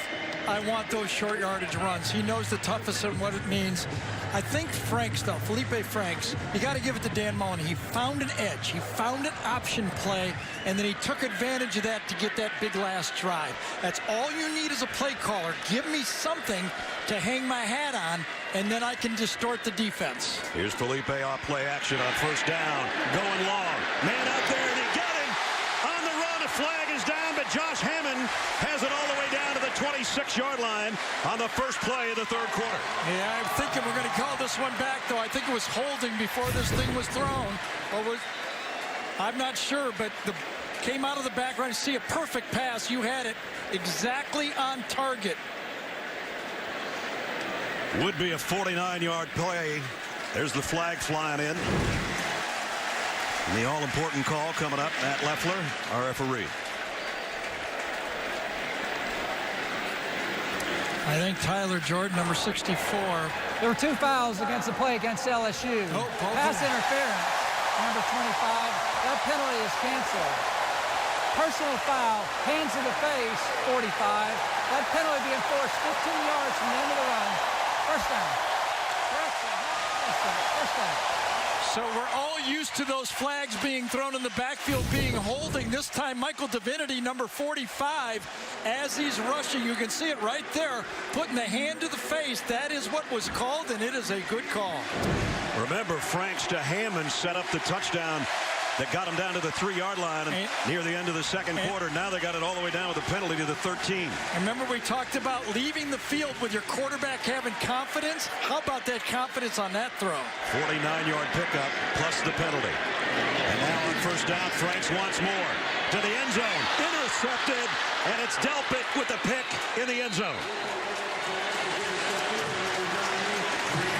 They give it right back. Pressure inside by Fehoko, number 91. Throw off that back foot. Anybody might catch the ball. This time, number 9. He's right in the middle of the field. You got to know that pre-snap. Tough to go down the middle of the field when you got number 9 sitting in the middle of it. But the pressure up the middle. was the way that forced Franks to throw that ball before he wanted to. Give half of that to number 91, Fehoko. I guess Morrill Stevens was the intended receiver, but with the hit, the ball went so high, it just drifted right to Delpit for his 3rd interception of the year. Gives it back to LSU. On a first down call, too. Burrow, the screen to Jefferson. A rough landing over there after a 4-yard pickup as we check in with Jamie. Well, Gary, Brad, excuse me, my goodness, how can I get you two confused? Brad, when I talked to Coach O coming out of locker room, really the only question I had for him was, you've seen them for one half now, how do you beat them? He said we have to eliminate turnovers. I'm sure he meant create turnovers as well. Defensively, he wants to stop the short yardage run, and what you're seeing right here, they also want to protect Joe Burrow so he can get out of the pocket. Well, we almost should have had a flag there. I thought the hands to the face. Maybe we did get one. Trey Dean looked like he tried to rip Jefferson's helmet off. You know, it's funny, sometimes as a play call. Personal foul, hands to the face, defense, number 23, 15-yard penalty, first down. You know, sometimes on a play caller, you can feel you're on a roll, okay? Half ends well. You hit him for a big play. You get a penalty. The crowd's going crazy. You say, I'm going to go for the kill. Get a little greedy? Yeah, get a little greedy. I thought that first down call, you go for it all. When they work, we're up here singing your praises. When you don't, I guarantee you Dan Mullen is kicking himself right now. So a big penalty on one side. LSU with a double penalty when Florida had the ball. Now Florida gives it right back to him out to the 48-yard line. A lot of action in the first minute of the 3rd quarter. Nick Brosette got it to midfield, and that's it. David Reese made the stop right at the midfield stripe. Our game trends. Felipe started rough. Since then, 6 out of 8, 113 yards, a touchdown, including that 49-yarder moments ago. 7 different guys Joe Burrow's used. LSU trail at halftime this season at Auburn. And we know what happened there because we were there. A big win at Jordan-Hare on the final kick in the final second of the game. Both teams, I think, are feeling good. Florida's playing great defense, but LSU, as you just said, been here before. On 2nd down and 8, they'll keep it on the ground to Brosette. Tough yard or two. David Reese has come out to play in this 3rd quarter, number 33. You know, Brad, at halftime, one of the things I was going to tell you, we never have enough time, at least for me to talk, was that it was a pretty quiet game from the 2 inside linebackers, the 2 stars of the defense, Reese and White. Reese for Florida and White for LSU. That means good game planning. Stay away from their guys. Got another linebacker down right now, O'Shawn Joseph for Florida.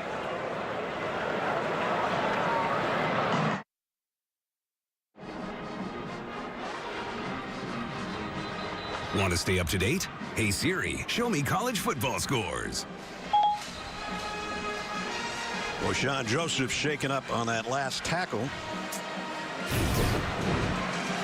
He's over here, number 11, right there, right side of the screen. I think his helmet kind of dings. I don't know if his shoulder got smashed or whatever, a stinger right there.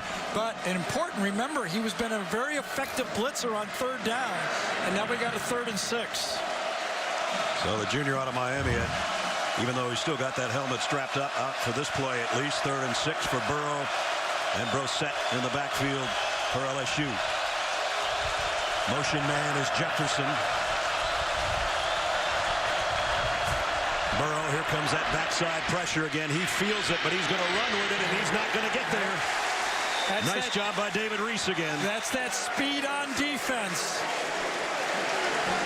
Jabari Saninga forces him out of the pocket. Nobody I think it was going to be a screen.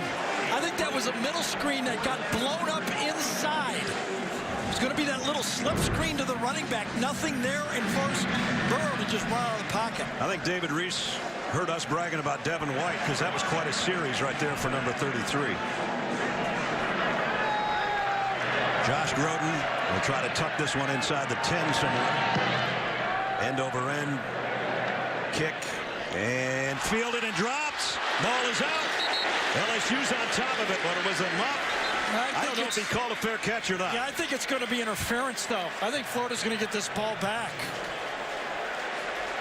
I think this ball was interference on the catch. There sure was a lot of blue. A lot of white around the blue, I should say. There's the fair catch called for. Yeah, he was inside too close. Nope. That's going to be Florida football. Kick catch interference on the kicking team. Number 27. 15-yard penalty. First down. Leonard Fournette is the guy that didn't give him enough room to make the catch. You know, we all sit up here and criticize the referees. It's an American tradition, correct? I mean, but they got this one right. Third down play one more time just to show you that it was a middle screen. If you look at the receivers downfield on the play, watch these three guys come out. They're all blocking on the play. Nobody to throw the ball to. Burrow comes out. He can't throw it if he wants to. Yeah, the offensive line was 11 yards downfield. So now Felipe Franks, who had a rocket shot on the first snap of the third quarter that didn't produce any points because he threw an interception, goes back to work. They keep it on the ground for 3 or 4 as Delpit makes the stop on P-Rod.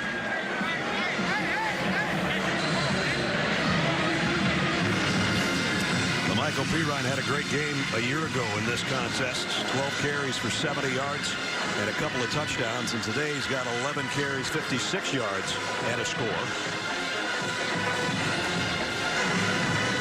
Got 3 on the last one. Second down and 7.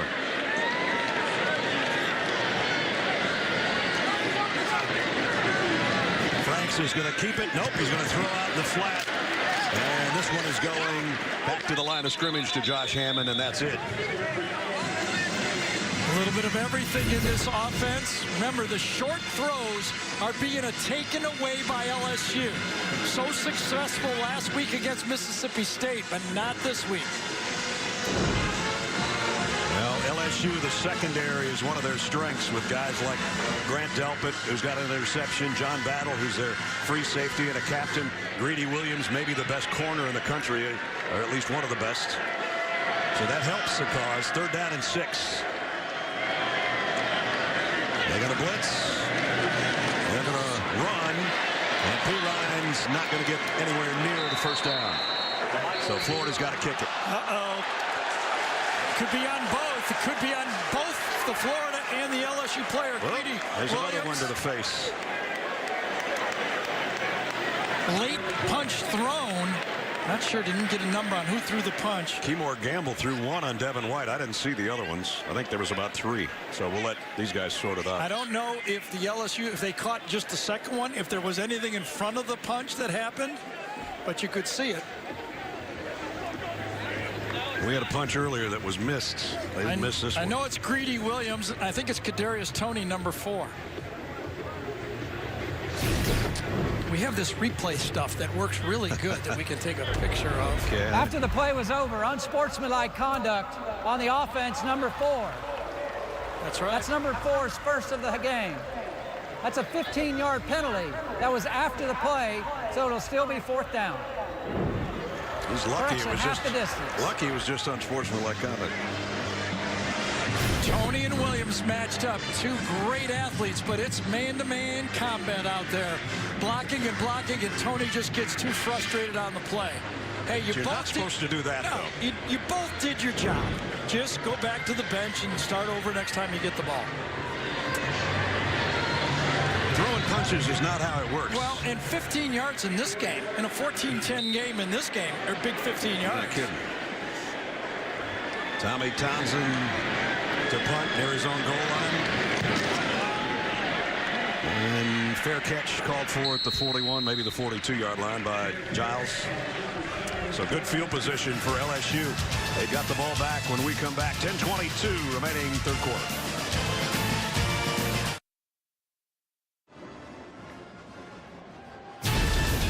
The Home Depot SEC on CBS is sponsored by The Home Depot, Bud Light, Aflac, and by Chick-fil-A. As the Century Tower overlooks the heart of the Florida campus, the bells inside the tower ring across the campus every quarter hour. That was Andrew Rocha who was playing the bells yesterday. I assume you take a cooler up there and your iPad and everything, and then every half an hour you let the bells fly. Rocket Mortgage and Quicken Loans brings you today's Scholar Athletes. Braden Fajoko's had a good game today, and David Reese, who had about every tackle earlier on that drive. Rocket Mortgage by Quicken Loans showing their commitment to the investment of our future by donating $1,000 to LSU and Florida's General Scholarship Fund. And good news for the Gators. Voshan Joseph, number 11, is back in the game. For LSU, a first down at its own 42.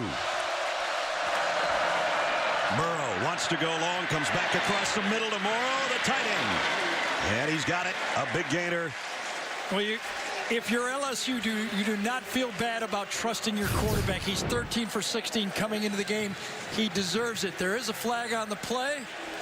Joe is backing up to his own 30. Holding. Oh, yeah. Offense, number 77, 10-yard penalty. Replay, first down. This is a case where your quarterback knows because he's standing 40 yards downfield from the rest of the guys. You're always the first one to find out. Sadiq Childs, number 77, was the guy that was called on the play. He is right here on the right side. Negates a 26-yard pickup for Morrow, the tight end. There's a penalty story on the day. And that makes, with this long yardage, it makes those two defensive ends real factors in this game. It gears up the defense, even though it's first down. They've got him back at the 32-yard line. Burrow, that one's tipped at the line, incomplete. Was going to be a slant to Giles. Might have been Campbell that got a hand on it. So you have a perfect first down call. You get the position to get the ball, inside the 30-yard line. You're about to put some type of points on the board with your kicker, and a hold on the play puts you way behind the chains, especially with this fierce pass rush that Florida. Remember, their game plan was, we're better than them if it gets down to a pass rush game. 2nd and 20. Chauncey Gardner also back in the game. Burrow, little short screen pass out. Edwards-Helaire, and look at the Gators swarm around him. When you have 23 in the game, he's your quarterback. He's moving everybody around. He's doing the things you have to do. Right off with that knee position, watch him do the work.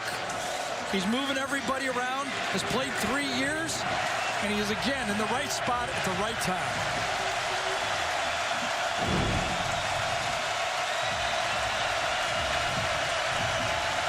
Now they're really going to get fired up in the swamp. 3rd and 21.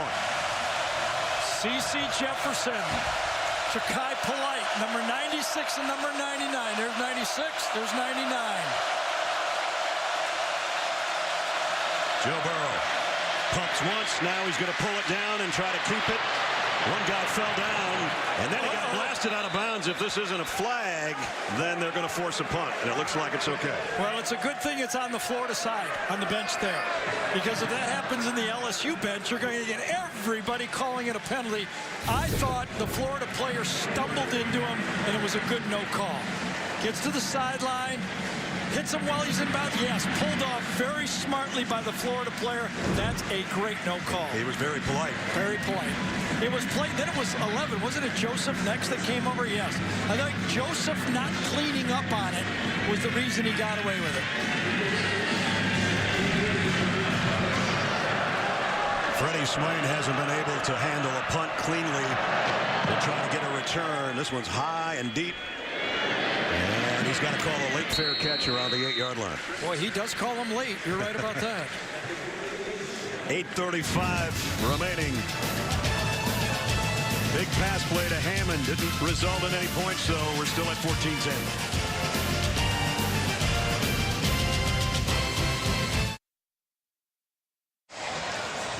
Next Saturday, the Home Depot SEC on CBS. Best game for the best conference. You think this one's fun? This one should be just as much. Number 2, Georgia currently. Number 5, LSU currently. Get together, Death Valley and Baton Rouge. Next Saturday, day kicks off with Adam, Rick, and BJ. State Farm College football today at 3 Eastern on CBS as we head to the Bayou. Wow. I remember back in college when the games looked like this to me once in a while, and I didn't have a tuba. I don't know if you have to go as far back to college to tell you the truth. Florida starts at the 8-yard line with a 4-point lead. 4 wideouts for Franks. Jordan Scarlett is with him in the backfield, and Felipe still looking over to Coach Mullen, who's about 25 yards downfield.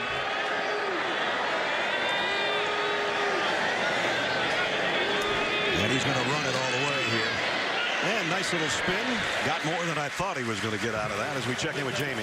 Well, guys, team meetings, player-led team meetings sometimes can have a bad connotation, but not for this LSU team. Ed Orgeron is so proud of the leadership a lot of these guys have, specifically on this defense. Bree Williams, for example, has that next-level talent, but Ed Orgeron told us that's not what they care about. They came together at the beginning of this season and said, we want to win a championship together. They got some good ones all over that defense at every level. From the front to the linebackers to that secondary I mentioned earlier.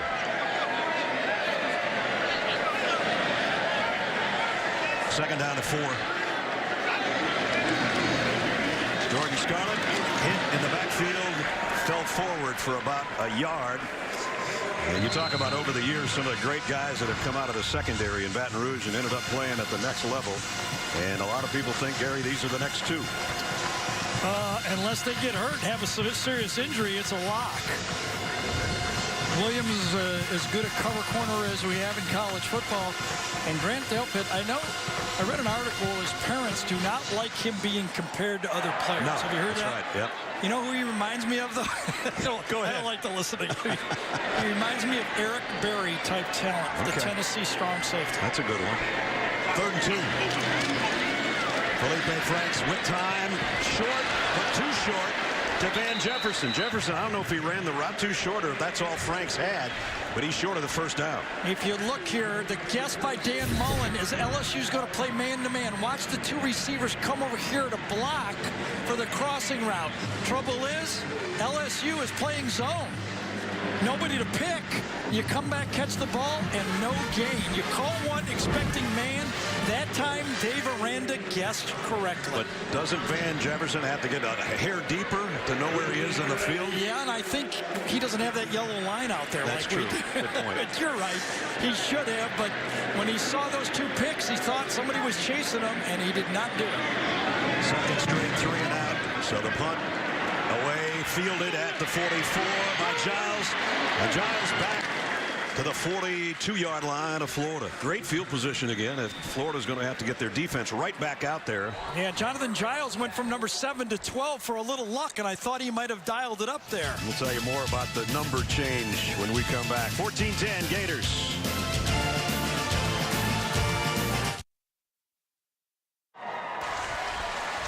Back in Gainesville. Tuesday on CBS, Mark Harmon stars an explosive new episode of NCIS Tuesday at 8, 7 Central, only CBS. Mark, former UCLA quarterback who's done pretty well for himself. His daddy was a good one, old number 98, Tom Harmon. 3 first downs, 4 punts, and 1 turnover, and he's maybe shaking his head at those stats. But that's how good the defense on both sides has been. As we said at halftime, every yard's a big yard. And as Gary said, and when you give up penalty yards, you're really killing yourself. Great opportunity here for LSU, though, as they start in Gator territory at the 42. Oh, Burrow got rid of it. Morrow with the catch. That's a spectacular play. Wow.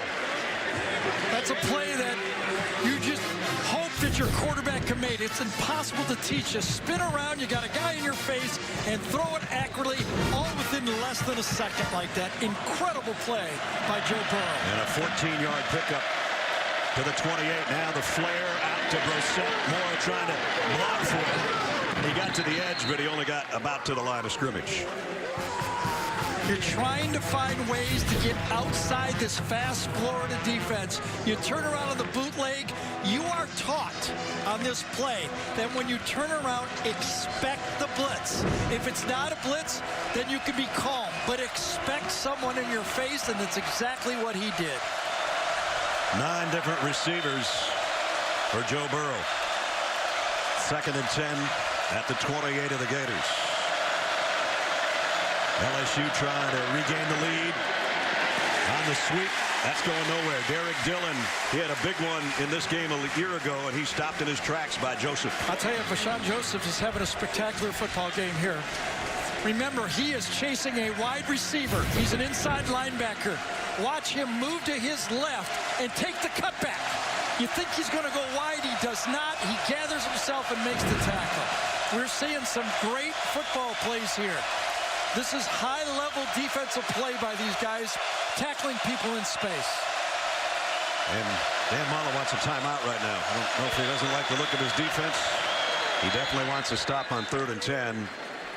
Coach was trying to get the officials' attention. So he finally got it with just under 5 to go in the 3rd quarter. Timeout, Florida.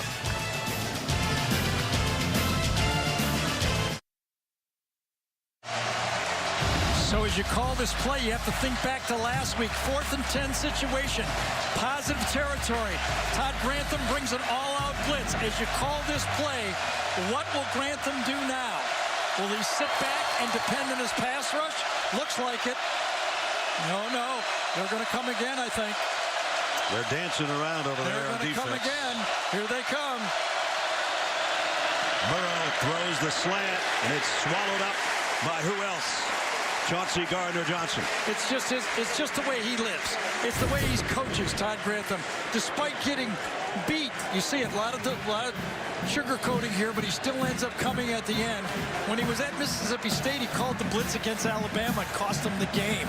Touchdown pass. Comes right back to it to win a game last year, and now in this situation, he tries to knock LSU out of field goal range. Cole Tracy, who hit a 42-yarder to beat Auburn on the final play of the game, and Jordan Hare will try a 42-yarder here to make it a one-point game, and it is up and good. We've seen that act before. 4:16 remaining in the 3rd quarter. Number 23 having a great game for the Gators. Forced the kick, and it's a one-point game.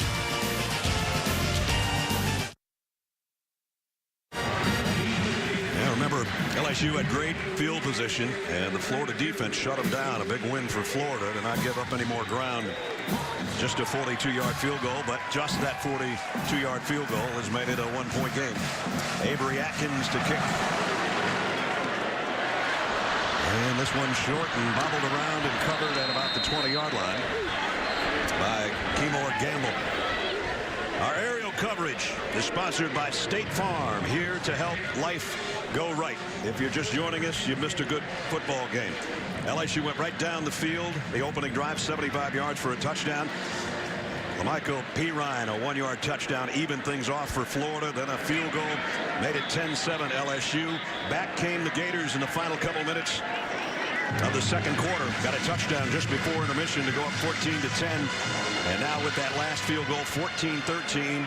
Florida with the lead. LSU, the number 5 team in the country, trying to win their 6th straight game this season. Florida trying to win number 5. And it's been a struggle all day long to get yards and points just like that. Yeah, it seems like that interception has taken the sail out of this offense, right? I mean, everything's going great. You think you got everything in your favor, and all of a sudden one mistake, and it feels like nothing's working for this Florida offense again. Remember, Franks, I didn't mention this, but the first play of the 3rd quarter had a 49-yard pass play. Unsportsmanlike conduct got him all the way down to the 13, and then he threw an interception in the end zone to Delpit. Here's a corner blitz. Franks hit as he throws, incomplete on the other end. Michael Divinity is down, and Franks looks like he's hurt. This was the interception I told you about after the big play. Got him down to the 13, and then trying to get it to his tight end, was hit as he threw, and he got hit as he threw this last one. Trust me, the look on his face, I didn't think he was going to get up. No, I didn't either, and he's limping a bit because he was actually squished both sides. Delpit from one side, and then the other side, Divinity comes from the field. He got that sandwich.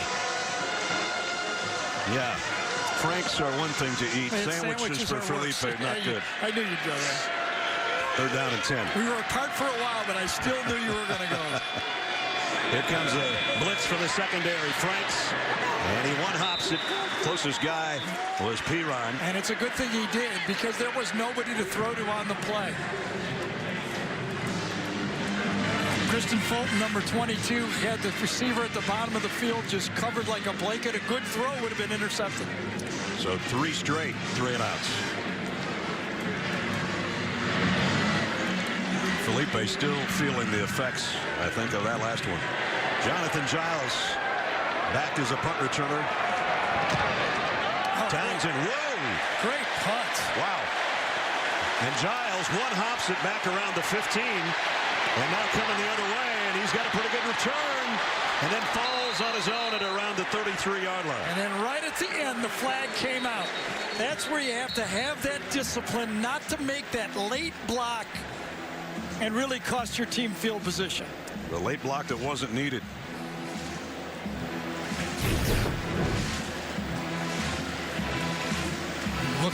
Looking. See if we can see anything. Yeah, to the right. Boy, that's a tough call. Illegal block on the return, number 33 on the return team. 10-yard penalty, first down.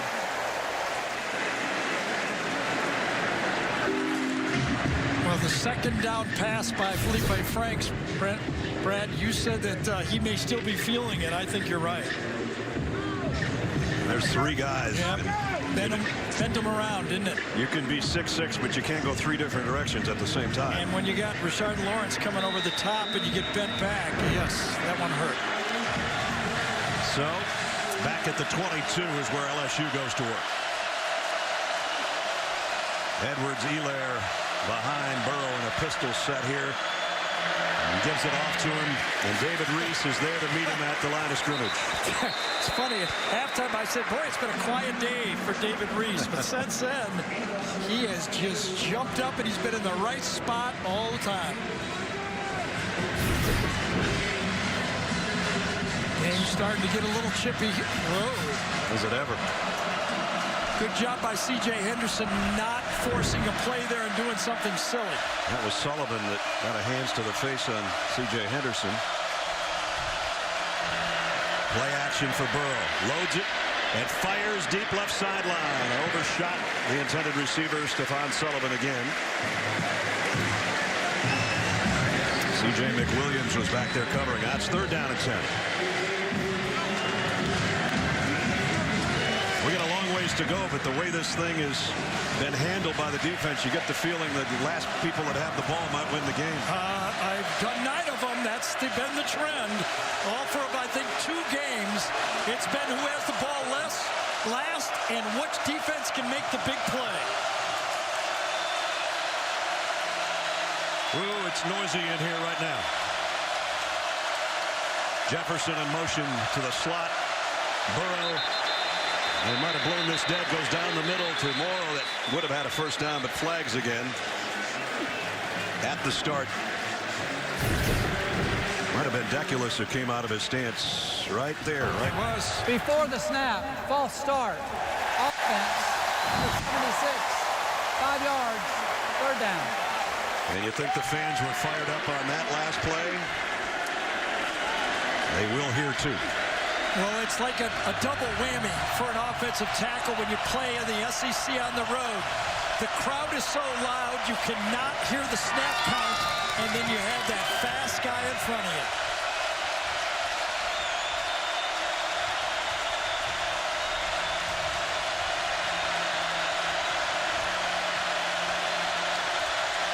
On 3rd and 15, Burrow fires in the middle. Complete, but way short of the first down. Derek Dillon and that Gator defense, and number 33 and number 11, and they're there again. Reed says to Joe Burrow, I don't have enough time to get a first down. I know my offensive line is struggling. I'm just going to have to take my medicine and throw the ball short, move it forward, and force the punt in this situation. Sometimes discretion is just what you have to do. Yep. A punt's not the worst thing in the world, unless you get one blocked. And this is a dandy as well. Freddie Swain backpedaling over his head, and he's just going to have to leave it right there. It's going to be down around the 16-yard line. Back-to-back great punts in this football game. Let's check in with Jamie on Felipe Franks. Well, he's coming back in the game, but this last series, before he sat with a towel over his head pretty much for the entirety of that series, he did go to the offensive line group and kind of rallied them together, but he looked to be in pain. He took a couple warm-up throws for that right shoulder, really trying to move it around, but that would be the thing to keep an eye on, guys. He was bounced around a year ago, likewise this year, but he keeps getting up. After that 61-yard punt, the Gators have to start at their own 16. Jordan Scarlett with Felipe Franks in the Gator backfield. They faked it to him and come up throwing. Complete out and backpedaling is the tight end, Ciante Lewis, and he got about 9 out of it. Don't forget, later in the game, the play of the game presented by Napa Auto Parts. That play of the game might still be living out there in the fourth quarter. We'll wait and see. We're down to 1:25 in the third.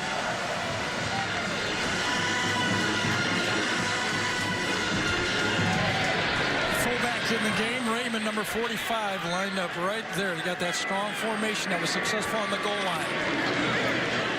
Oh, nice miss there. And Scarlett, I don't know how he made that guy miss in the backfield to get what he got. Watch this move in the backfield. And Scarlett's supposed to be the power back.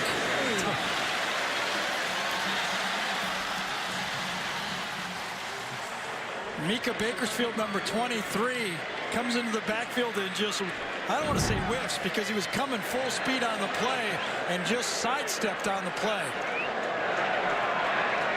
Bakersfield is playing because Jacob Phillips obviously is not. That was a game-time decision, and I don't think I've seen him in the game at all in this game, number 6. Tight formation to the right again with just one wide receiver down to the left. Jordan Scarlett again put his foot in the ground and cuts to the left side, and 2 tough runs back-to-back. He's out to the 41. Can you run the ball when you have to? And this time, great job by Nick Buchanan, the center that time, number 66. He stayed with his block, and then what all the good ones do, they take you the way you want to go, and that's exactly what he did. And that counter by Scarlett counts us down to end number 3. I don't think you want to go away, everybody. 15 to play at the end of 3. Florida hanging on for dear life at the Swamp, leading by 1. We'll return to Gainesville after this message and a word from your local station.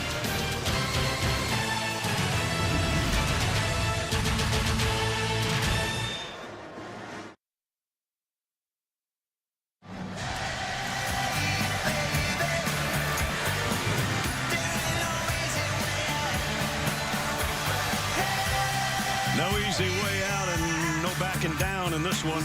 The late Tom Petty in between quarters for the Florida fans. We start the 4th in a 1-point game.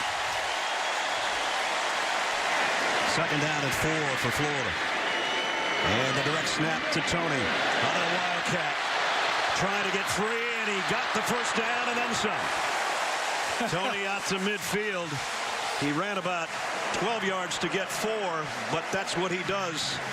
Here we go, partner. 15 left. This is kind of what we thought we were going to get. Ben here's seen it before, and perfect was what you said. No backing down in this game from that 2007 game. You got to just keep playing because the guy across from you ain't backing down, so you have no choice. This time Tony can't handle the snap, but he one-hops it to himself, and he got back about 3 yards shy of the line of scrimmage. So we didn't see a lot of that up until the first couple snaps of the quarter. Well, when your quarterback is 6'6" and your Wildcat guy is 5'8", maybe that's the reason. I think that Felipe Franks could have caught that one, but it was high. So Felipe says, okay, you left me with a 2nd and 14. Right. Meanwhile, Ed Alexander, one of the defensive tackles, down right now for the Tigers here early in the 4th quarter.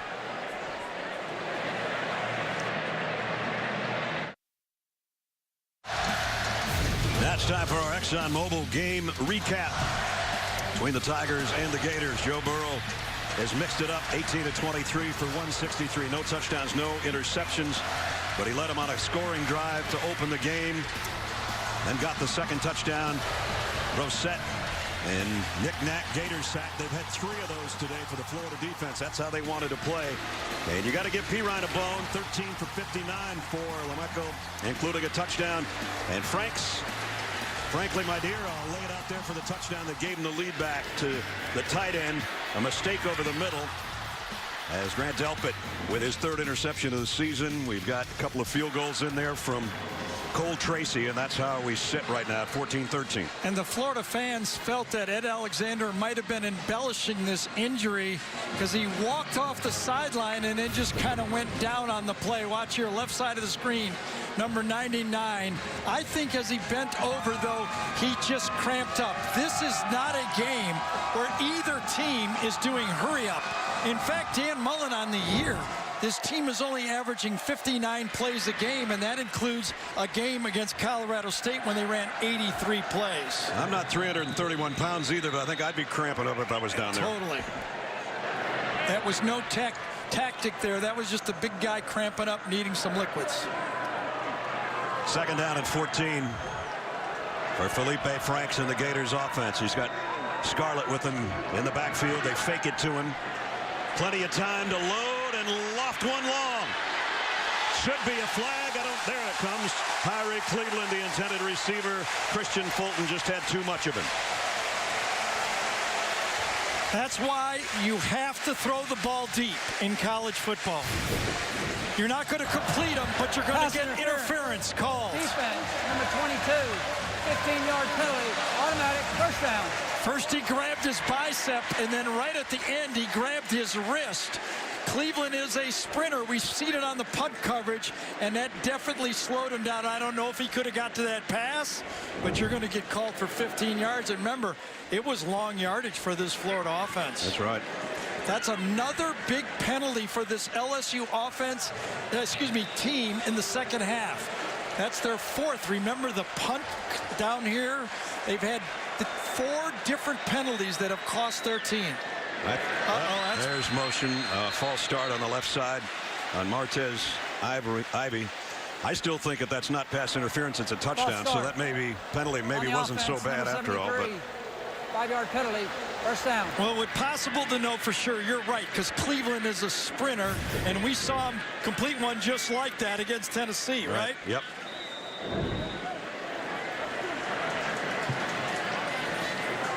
As you look in from high above with 14 minutes to play, 89,000 fans sitting on the edge of their seats and have been in this game that's been close throughout. Play action.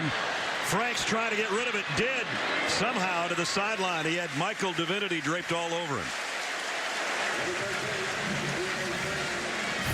He's in the pocket.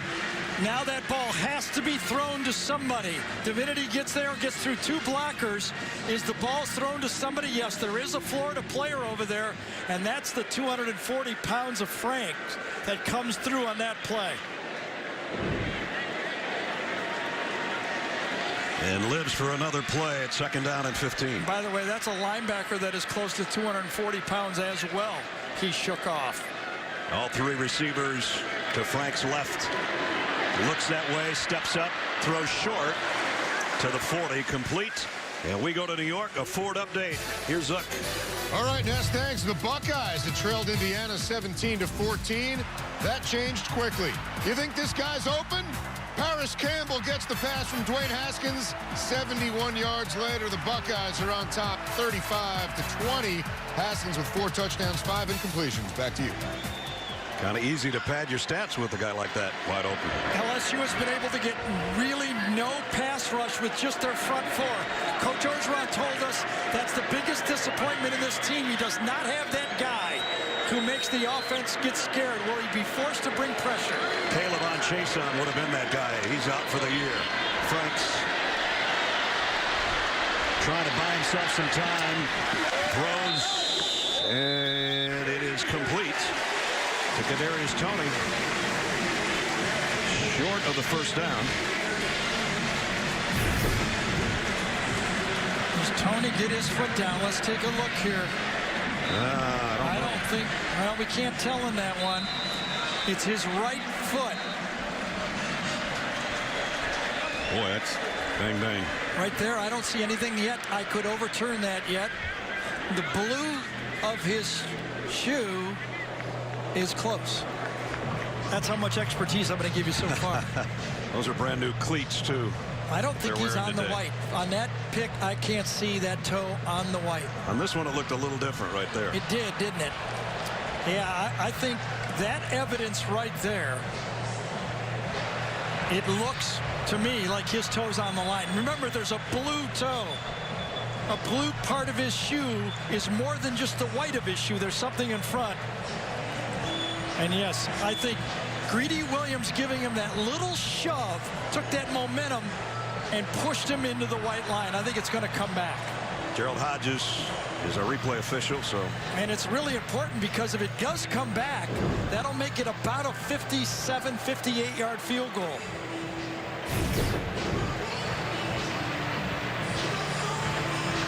If we could get Dunlap to move out of the way there. Nope, he's not in the way. Boy, this is, I'll tell you, different angles give you different looks on this play. Yeah. So if you're the replay official, how do you overturn it? It's a difference between a 57-yard field goal and a 48-yard field goal. And McPherson has hit a 48-yard field goal, his longest of the season. How can two pictures look so different? After review, the player's foot was out of bounds. Therefore, it's an incomplete pass. It'll be 4th down at the previous spot. Two different views look different. I guess you only need one to make it incomplete. So the punting unit has to come out. As Gary said, a drastic difference. Yeah, because that would have been a field goal try for sure. Tommy Townsend last week could have been almost the player of the game, the way he knocked 5 punts inside the 20-yard line in the win over Mississippi State. That's all he wants to do right here to keep Jonathan Giles from doing anything with it as a return man on the other end.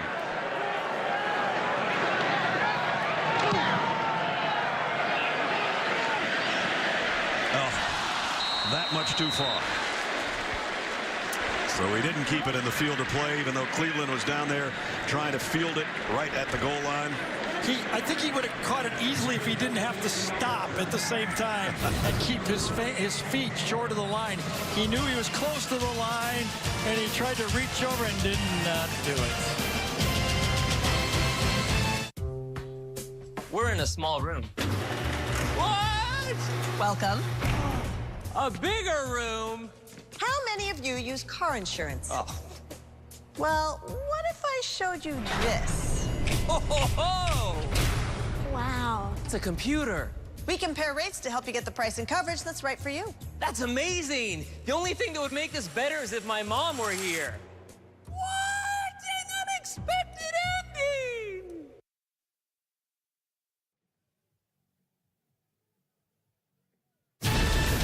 The Home Depot SEC on CBS is sponsored by Royal Caribbean, Mercedes-Benz, New York Life, and by Sonic.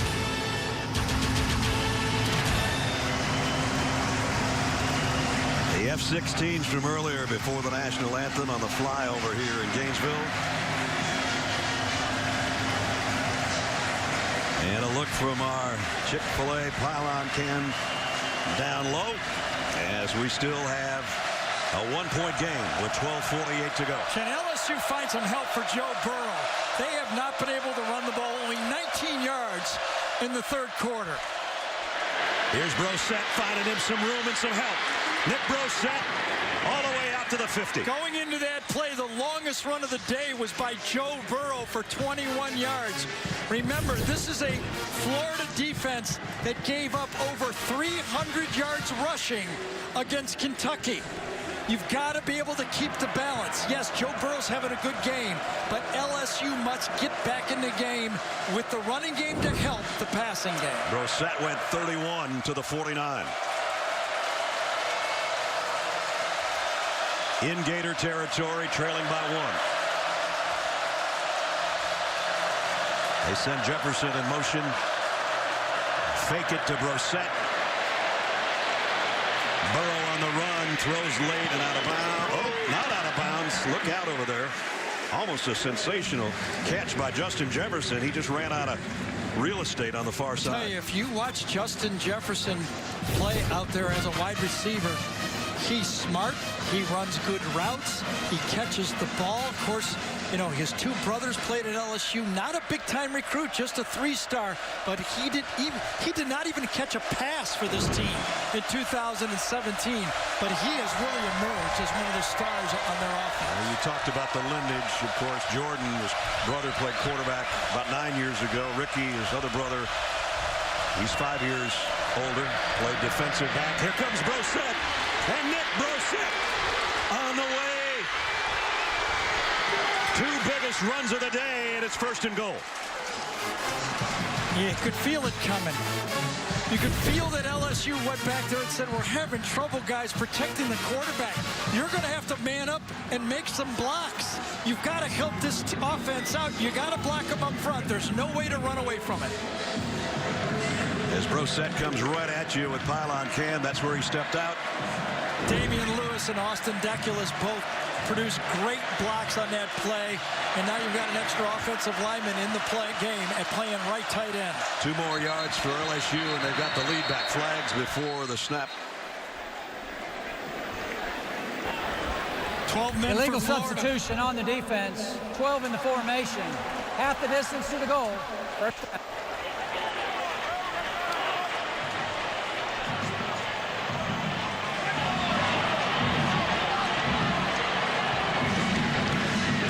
Moves it just outside the 1. Well, you know, there was nothing there. 1, 2, 3, 4, 5, 6, 7, 8, 9, 10, 11, 12. So now it's at the 1-yard line. Let's see if Joe Burrow takes it himself. Nope, keeps it on the ground inside. Touchdown. Nick Brosette. He did all the work, and he got the final yard.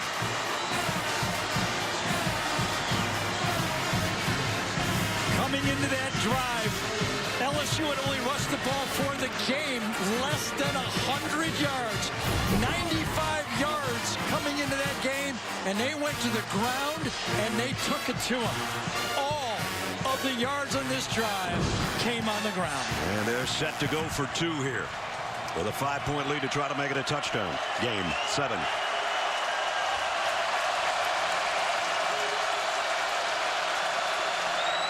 Burrow under center. Jefferson, they fake it to him on the sweep. Burrow throwing to the back corner, broken up.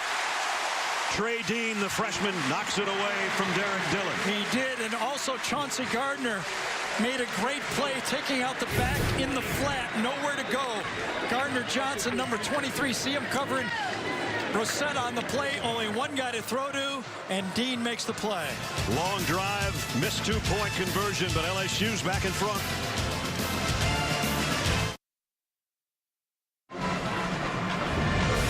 Sometimes in the running game, your running back has to make it go. Nick Brosette feels it and cuts it and makes it go. And sometimes the offensive linemen have to make it go. Watch 76, Austin Deculus right there. Watch him help on the snap and then go find the linebacker. 2 blocks on 1 play. You can't do better than that. That's what makes it go. Sometimes it's the running back. Sometimes it's the offensive line. Well, the first run was 31. The second was 42. The last one was for the touchdown. 79 yards of that 80-yard drive in a minute and a half. Nick Brosette. Got all choked up watching that pass blocking and run blocking. You got choked up. Cutting. Yes, I got all choked up on it.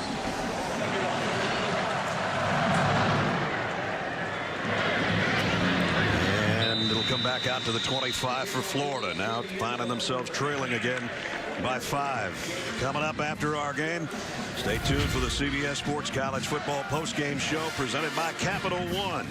I'm sure it'll be a capital job done by Zook and Rick and BJ. Here we still got a lot of football left. Brad Nessler, Gary Danielson, Jamie Erdahl with 11:14 remaining. We talked about this about 3 hours ago, and it's come to fruition again. Last 4 decided by a touchdown or less. Since the long pass, then the interception following, 4 for 9 Franks is for 16 yards. And 3 3-and-outs. He looks left, has to come back the other way to throw it away. Devin White was getting in his face. Those two are having a little chat, a couple of smiles. Good sportsmanship there. The signature of this LSU defense is if you play in the secondary for LSU, you better be ready to play man-to-man defense. And that's what they did right there. Played man-to-man, nowhere to go with the ball.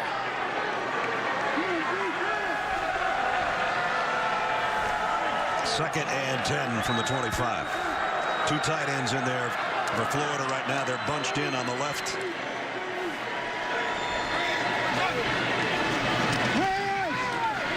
Franks fires one. Back shoulder throw and a beauty. Van Jefferson. Cow. You went against two future NFL players right there.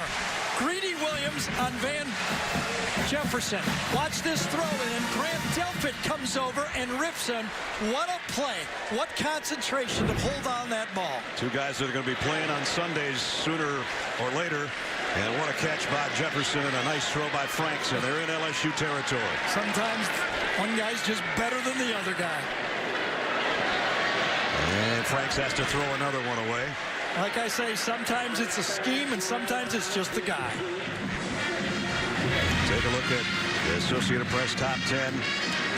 Alabama gave up some points, but put 65 up, 4 touchdown passes and 300 yards plus for Tua in the first half of that game. We mentioned Georgia's got a date with Vandy tonight. Clemson's putting it on Wake Forest. Zook told you about the Ohio State-Indiana game, and here number 5 is leading number 22 by 5. And Oklahoma took a tough one. They did. Well, they tried this play earlier. It was big. It is again. Lamichael Pirine all the way to the 32. LSU can't stop this one, Gare. Well, Brett Heggie, number 61, does a great job on the option. Watch him come out right there, cleans up, and then blocks it, and nothing in the back that time. That option play has been a go-to play. Both teams have found a running game to help them in the fourth quarter here. Pirine now is 76 on the ground. First down at the 32.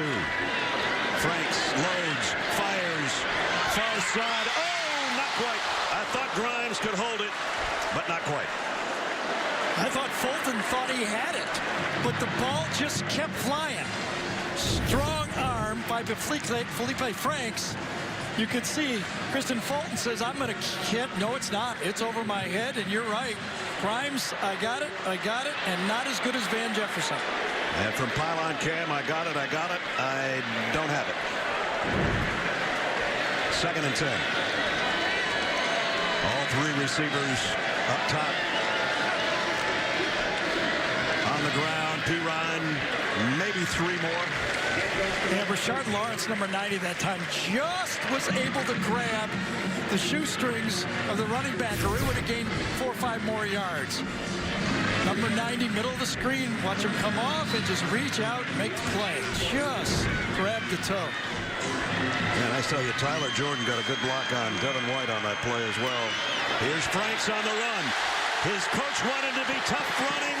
He does there to get inside the 20, down to the 17. Well, this time, he didn't have to be as tough because the offensive line was cleaned out. Jawan Taylor, number 65, just crushed the right side of that running play, and it was open running for Felipe Franks as soon as he caught the ball. 2 out of 3 in the red zone, touchdown-wise today. Let's see if they can get another one. Here's an end-around pass. Back to Franks to the 3. Lucas Krull, a lefty, took the handoff and went right back to his quarterback. Dan Mullen loves the gadget plays. You bring in a new player. No one at LSU knows he's left-handed. The only reason I did is he'd throw that in practice the other day. At the 2-yard line. Pirine off tackle, touchdown, Florida. What an answer.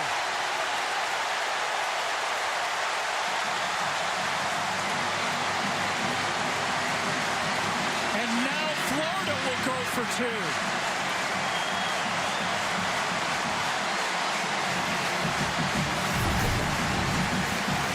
A little bit of everything on this drive.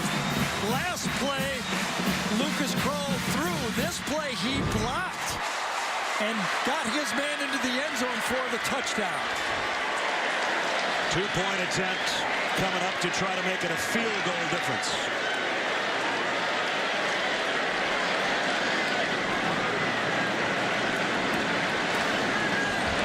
Tell you what, if you want to dial up a close game, just do LSU against Florida. They seem to always produce. 2-point conversion. Franks rolls, getting pressure, has to throw it away. It remains 20-19. They just about ran the same play, both sides, and it was almost defended exactly the same by both defenses. First, the lefty Kroll takes it, throws it back to Franks. Tim Tebow is smiling somewhere. And then the guy that's been the workhorse in the third quarter, LaMichael Pirine, caps it off. It's a one-point game again.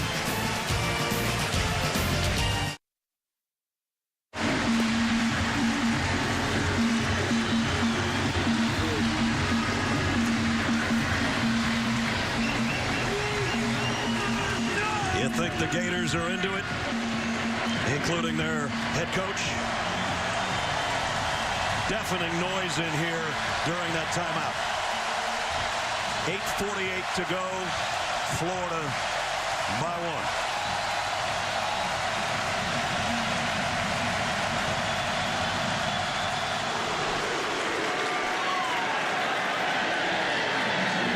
LSU will work from its 25-yard line. The last two drives, the ground game has come to life. Both quarterbacks have had their moments. But remember, it was loud at Auburn. Very similar situation. And Joe Burrow let him down for a field goal to win the game. He's got experience. The guys in that huddle are looking at him and believe he can do it again.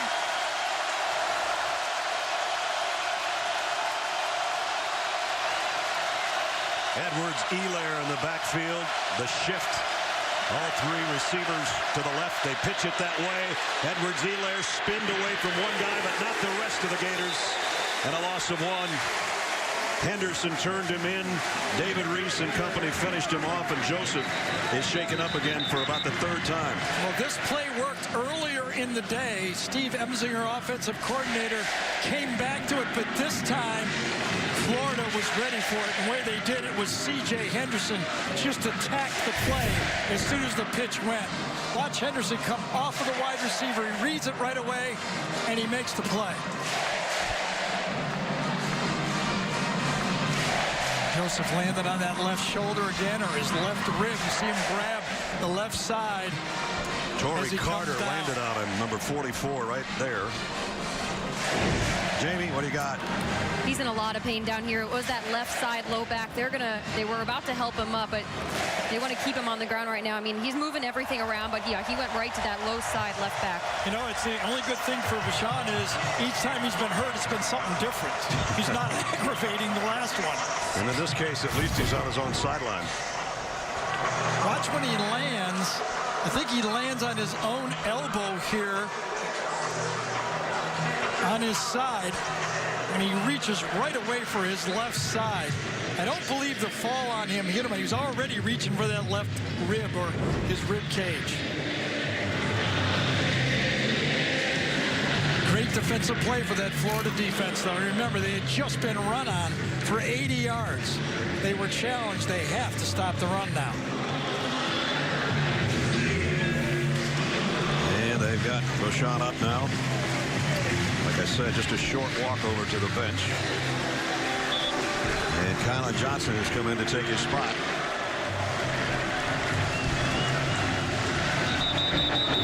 Meanwhile, it's second down and 11 for the LSU offense.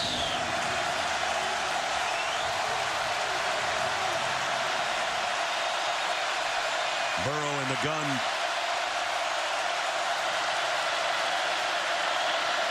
Play action, hit as he throws, incomplete. Polite with the hit on the quarterback. Well, right now, Ja'Kai Polite, C.J. Jefferson, and Jabari Zuniga are not being able to be handled at all in a pass rush situation. He took Sadiq Charles, number 77, and just threw him away before he hit the quarterback. Remember, we talked about all the shifts on the offensive line due to injuries and inexperience for LSU, and it showed up today. Burrow trying to buy himself a little time. Now he's going to tuck it and run it, and he's got a first down. Almost tripped himself up and would have been short, but he fell forward.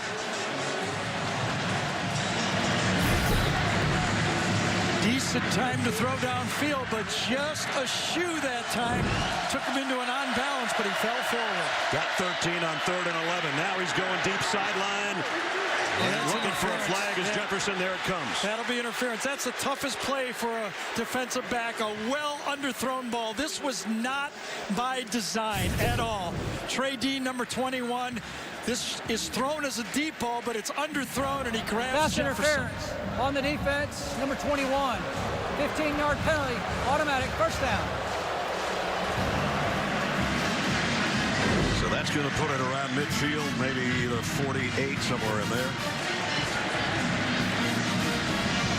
You know, sometimes you say, okay, that was a well-designed play and they deserve the call, but that was just a poor throw, and LSU was the beneficiary of it. Rashawn Joseph's back in.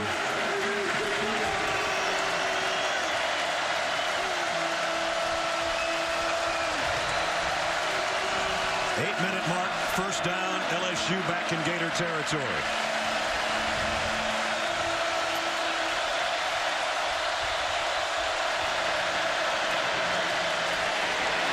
Edward Zeelander got 3 yards out of what I thought was going to be no game. Yeah, Jabari Zuniga, number 92 that time, beat the block, disrupted the play. He was in the backfield, and that's how you play good defense. If you can force that running back to make a cut before he wants to, you can pretty much stop the run. A field goal would give LSU the lead, but a precarious one of 2 points.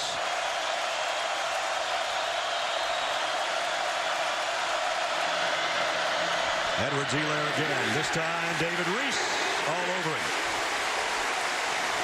Some guys just have a knack for feeling the blocking scheme and going behind it to make the tackle. Coming on the left side, he's going to come behind the blocking scheme and make the tackle.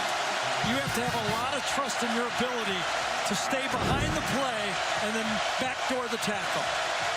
Reese, who had back-to-back seasons against these guys of 12 tackles, has got to be in that area again today. It is 3rd and 7. Ja'Kai Polite, 99. C.C. Jefferson, 96.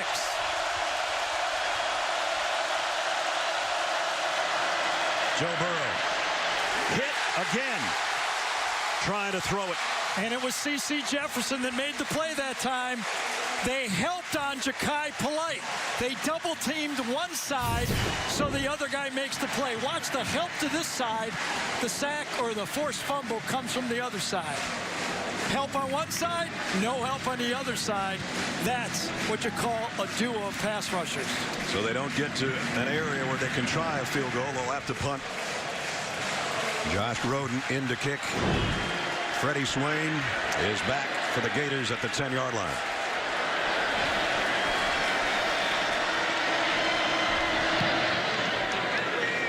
Swain's going to let this one go, and it's going to be a beauty for LSU down around the 3 somewhere.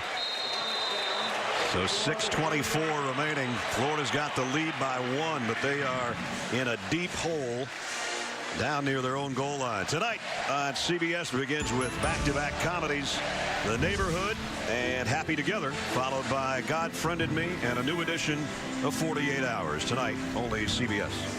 Let's see what you got, Florida. You're going up against one of the great defenses in college football. You know if you dish up a 3-and-out here, it's most likely going to be a 3-point field goal for LSU. You have to make at least 2 first downs here. Trying to stay within a game of Georgia and Kentucky. That's what Florida's trying to do, to try to go to 5-1. LSU trying to go to 6-0 and remain perfect and remain in the top 5. Gators from their own 4. Jordan Scarlett in the backfield. Tony gets a handoff on a sweep. And he got maybe 3. Good job by Delpit to stay home there and follow number 4 across the field to make the tackle.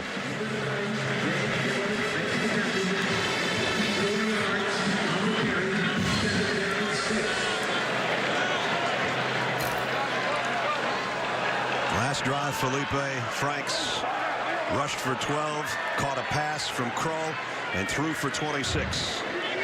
Right now, he'd just like to get it out to the 15. But it's going to be on the ground if they do it. Scarlett will not get there. Will Farrell made the tackle. And it's 3rd down and a big one coming up. Gary said they need 2 first downs. They're a yard away from one of them. Well, you know what Dan Mullen wants to call. He wants to call the quarterback run.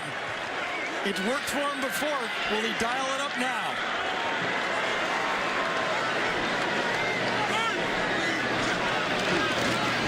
Scarlett inside, got it, and still going. Jordan Scarlett with a big first down at the 5-minute mark. Well, it hasn't been pretty for Jordan Scarlett. He's had to make people miss in the hole all day, but it's been tough yards that he's produced, and producing this first down might be one of the big ones. Fairly well blocked, but Scarlett, who rushed for over 100 yards 2 years ago against this defense, is the guy that was called on to make the first down. He stays in there on a first down at the 19-yard line. They pitch it to him. Scarlett looking for a block on the corner, trying to stiff arm, and Devin White's I'll give you a little bit, like maybe a yard. How about that speed from the linebacker spot? That's what the people who watch this tape of this defense say. Look where he is. He's on the back side, and he runs down the running back and makes the play for a yard gain. It looked like they had him outflanked, didn't it? And when that ball was pitched. Now Franks with 3 wide receivers to his left has a look back to his sideline on 2nd and 9.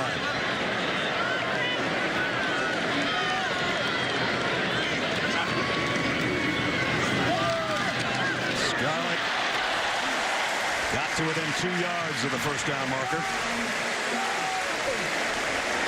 The first down here puts the clock in play in this game.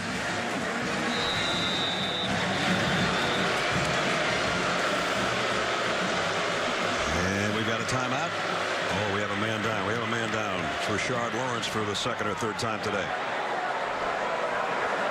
Holding his right shin or calf. Could be a cramp as well. Well, he struggled a year ago with ankle problems and missed a few games. Plays a lot of plays, taking on 2 blockers. Good job by that Florida offensive line to make it 3rd and short again. Remember, with the first down here, the clock is major. It will force LSU to think about using their timeouts.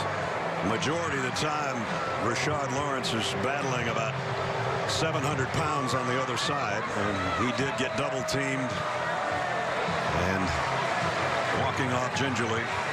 I always feel like once you have an ankle sprain or a bad ankle injury, it never really goes away. Yeah, it's true. It's given Felipe Franks a long chat with Dan Mullen on the sideline. Last time on 3rd and 1, they gave it to Jordan Scarlett, and he worked his way for the first down to pick up the first of what Gary said they needed, at least 2 first downs, even if they just had to play field position, because they were buried down inside their own 10 to start this drive.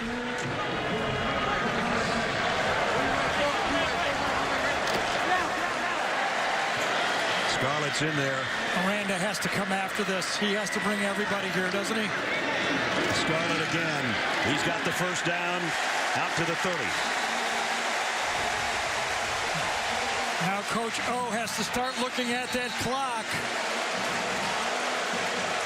He has 3 timeouts. And now the fans are booing because we got another player down from the defensive line, Glenn Logan. I'll tell you, when Florida came back to that game against Mississippi State at halftime. You know what the adjustment was at halftime? Dan Mullen said, you got to play tougher. He looked at his offensive line and said, you got to play tougher. And they have played tough running offense with that offensive line right here. Again, Jawan Taylor rooted out that first down. They ran right behind number 65. And again, the fans were booing because they think that Glenn Logan's taken a little breather with the injury. But you're going to see him get 97 right there, gets bent back. Yeah. I would say that's his. Yeah, that's what it is right there. You get bent back like that. It really doesn't have any effect on the clock. It could if you were going hurry up, but no way Florida's going to go hurry up in this situation. They're going to bleed out all the clock they can. If LSU doesn't take a timeout, that thing will not be snapped above 5 seconds. Well, Gary, about 3.5 hours ago, you and I talked about the could-be's, the would-be's, and the will-be's. Yep. Contenders, pretenders. I think they're both contenders. I do too. I think it's a tough game to win on the road for LSU. They did it once at Auburn. They come in here, they knew they were going to get their best shot from this Florida defense. It's still, the Florida defense is, I think, equal to almost any defense in this league. The offense hasn't catch up, but I thought running the ball today, they've shown signs that they're on their way. They've run the ball now for over 200 yards in this game. Perine with 81, Scarlett 66, Franks 42, and Tony 21. And you know the most important of it is 66 of it has been here in the fourth quarter when they really needed to do it, including those 2 first downs out from their own 3-yard line. So now they're hoping for another first down, which would put them out at the 40. 2 timeouts left for Florida. LSU with all 3. And the clock working its way down to the 3-minute mark. No hurry here. Still got about 7 seconds. Cleveland and Jefferson, the 2 wideouts to the left. Smartly done by Franks. Scarlett going to lose a couple here. With the loss right there, I think Orgeron should take a timeout right now, and he does. If Florida picks up 9 yards, you save it. But when you get a tackle for a loss, you use it.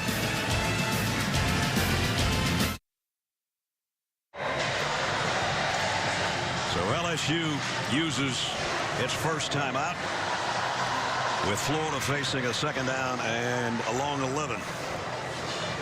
And if you're Dan Mullen calling plays here, you gotta, in your head, think they've got a great field goal kicker, a guy that hasn't missed.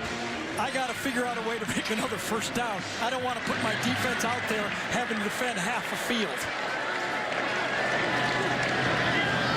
Franks loads. Might have been hit as he threw. He's trying to get it to Cleveland. And he is scraping himself off the turf here at the Swamp. Was it, I don't know exactly who it was. Was it Ray Thornton, 43, that came around? Yes, it was Thornton, 43. He just never really got to follow through. No, he didn't. It spun the ball to his left as he let it go. So that stops the clock, and it's 3rd and 11. And now LaMichael Perine comes in to join Franks in the Gator backfield. 3 wideouts to his left. They have to get to the 40-yard line.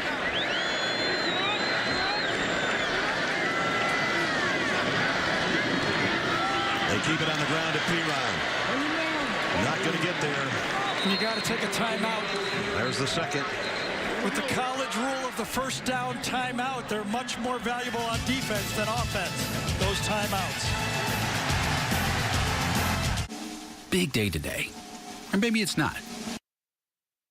There was a flag thrown just as we were going to that Ed Orgeron called timeout, and I don't know what it's about, but we're about to hear it. Double unsportsmanlike conducts, I guess. Van Jefferson got pushed off the pile, number 12 for Florida. But in this situation, if you give the penalty to LSU, if you only call it one way, game's almost over. Offsetting means you just, it's 4th down.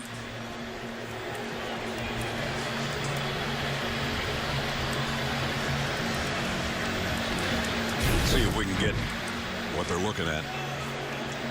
Gary's already seen it. There's one by Kerry After Vincent. the play was over, unsportsmanlike conduct fouls against both teams. Number 5 on LSU and number 9 on Florida. Those penalties will cancel. The down counts.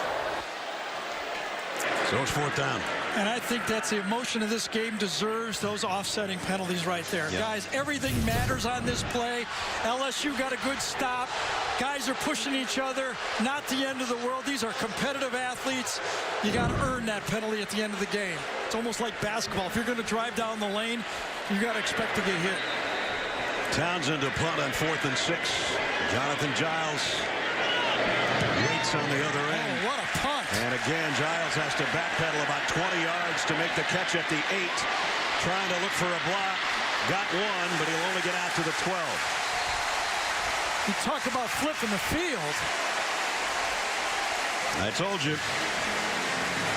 His punting last week was a huge part of the Mississippi State win. Well, just think about the success of this drive by Florida. Not only did they take 4 minutes off the clock, or 3 or 4 minutes off the clock, they started on their own 3, and they give the ball back at the 12. That's a successful drive. But as Gary said, we've already seen Cole Tracy do it once this year, a field goal to win at Auburn. And that's all LSU needs right now. With 1 timeout to go, Joe Burrow steps up, throws short, complete, dropped immediately is D. Anderson by Trey Dean. And the clock will run down near 2 minutes as they come up to the line.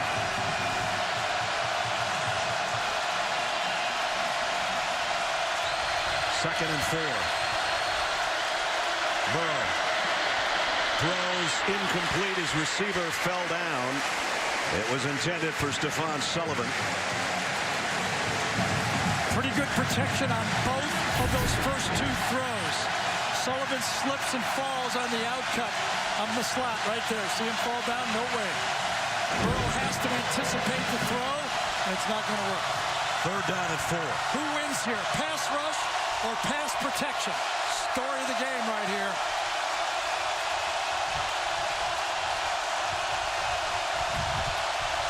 Blitz. It's intercepted by Florida. Brad Stewart. Touchdown.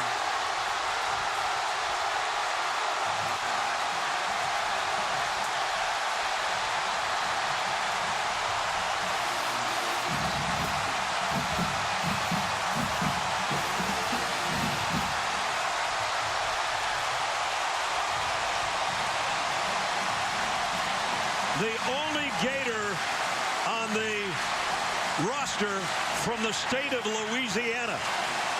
Interception by Brad Stewart for a touchdown. First look, does he score? Yes, he does. He took the camera and the pylon and everything with him. After the touchdown, unsportsmanlike conduct, number 9, Florida. That penalty being forced on the kickoff. Touchdown's good. And this is a huge penalty because this would just be an 8-point game. Joe Burrow threw his first interception of the year, but the game is not over. An extra point here makes it an 8-point game.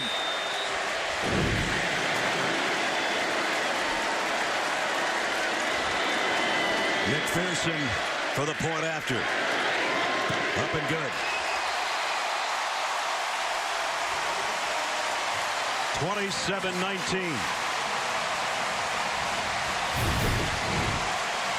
All-out blitz. You're going to get the overload blitz to the short side. It's picked up well, but because Florida's blitzing, the Florida defensive backs jump the routes. They don't think he's going to have time to throw it, and he was right. So for the second straight game, with the game on the line, Todd Grantham brings the blitz. And for the second straight week, one time it's a sack by a safety. This time it's an INT by the safety. Brad Stewart. The play of the game so far. The sophomore out of New Orleans. for Florida, it would have been a better deal for him to have stepped out at the 3.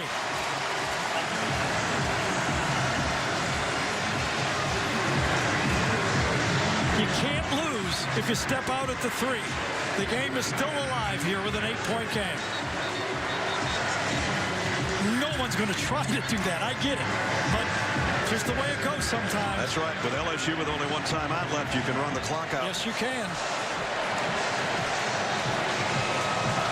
So now LSU has their return guys. Plus the penalty is going to give them great field position. Right. They have got their return guys around the 15 to 20-yard line area. The only difference is before they need a field goal, now they need a touchdown and a 2-point play.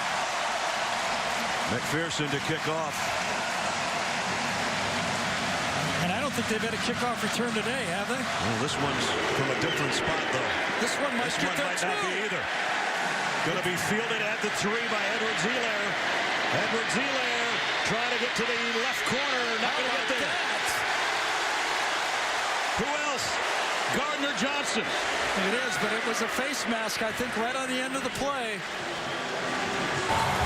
During the return, personal foul, face mask, return team, number 23. 15 yards from the end of the run, first down. First of all, what a kickoff. 15-yard penalty, still almost put it in the end zone. And then there could have been a fair catch called right here. Yeah, but instead, Edward Zeller decided to bring it. Yeah, he couldn't track it down to fair catch it. And then Chauncey Gardner-Johnson reaches out to make the tackle and gets 15 more yards. The game just barely. He's got one finger inside that face mask. Had him on the shoulder pads, but a finger or two in there, and it's a costly penalty. And the guy that's down is Ventrell Miller on the special teams. 1:37 to play. LSU's got one timeout to work with. They're going to get the ball at the 27-yard line. Now, obviously, the odds are still in Florida's favor. LSU has to go the length of the field. But for a crowd that thought the game was over, they look up and start subtracting. Whoops, still a ball game.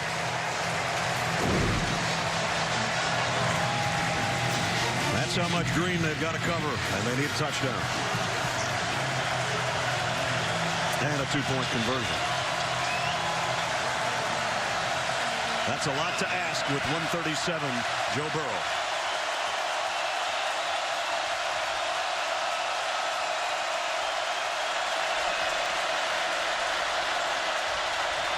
Burrow in trouble, goes down again. It's C.C. Jefferson. No, it's Polite again. Take a timeout. You have to take a timeout.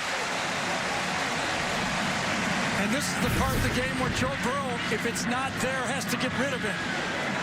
First of all, he burns a timeout. Even if he would have got out of the pocket, he would have only got 4 or 5 yards. Time more valuable than yards for the quarterback on that running play.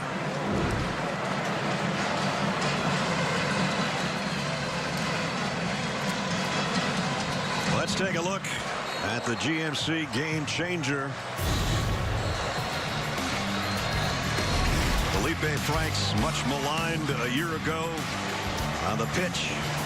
Yeah, he's done about it all here in the second half. He's run the option.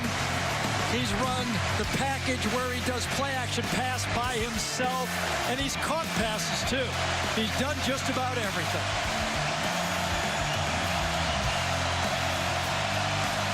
LSU out of timeouts. Their undefeated string on the line. 1:29 to go. Burrow steps up. Look out. Down he goes again. Another sack. Zuniga that time. And that's sack number 5. You just got to throw the ball. If it's not there, throw it out of bounds. All day, that mental clock should have been ticking. You know your offensive line cannot hold up that long. Going to be about a minute left on the snap. 3-man rush for Florida. Burrow. Far sideline. Tipped. Incomplete. Brad Stewart, who had the interception a moment ago, tipped that one away. I thought this one was going to be picked off, too. I thought Stewart had it all the way. He almost overran it. Last chance for the Tigers.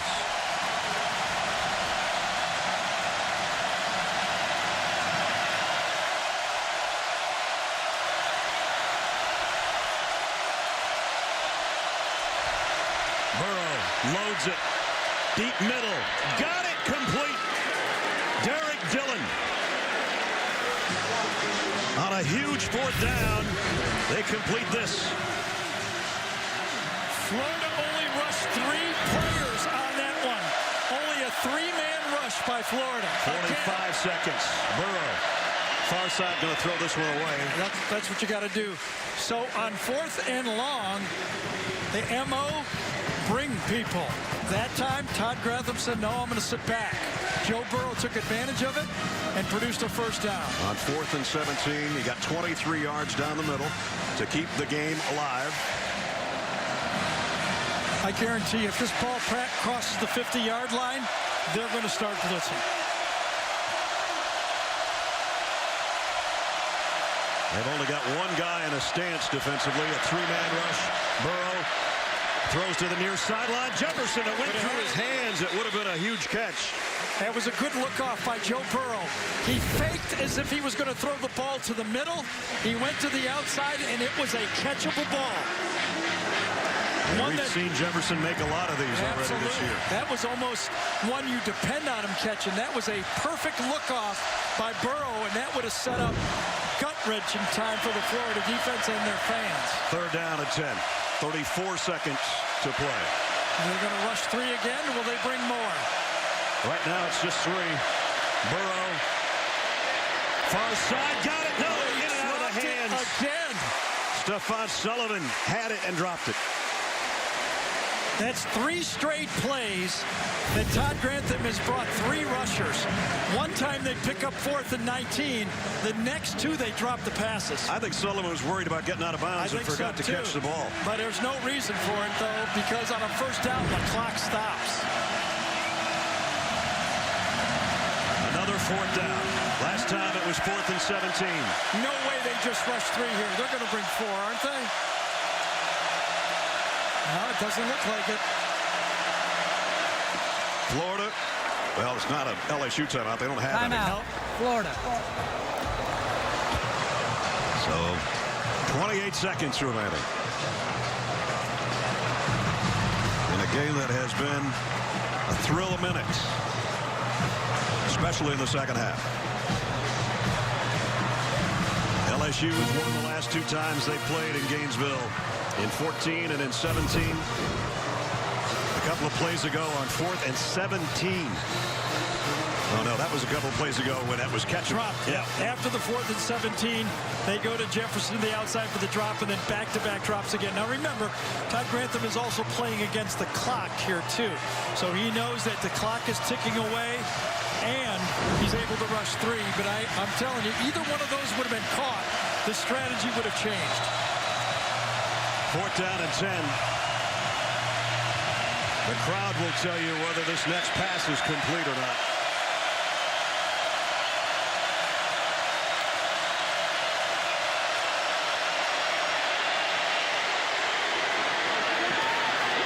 It's intercepted.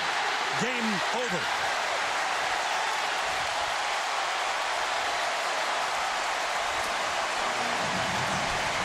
So Joe Burrow, who hadn't thrown an interception all year, threw a pick 6. And then Steiner, the guy that ended the game at Mississippi State on a safety blitz sack a week ago, comes up with the game clincher.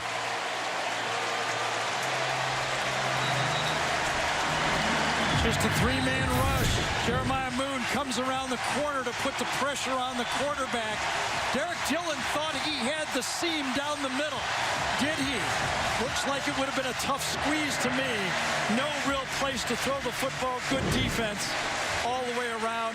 Got the benefit of a couple drops, but the interception proved to be the difference in the game. Substitution on the defense. 5-yard penalty. 1st down. Well, you know, Felipe Franks might have only gone 12 for 27, but I thought he showed a lot in this game. Yep. So a month ago, everybody that's a Florida Gator fan is saying, we lost to Kentucky? And then Kentucky undefeated right now. And now Florida, 3 straight SEC wins, keeping pace in the SEC East with a huge win at home.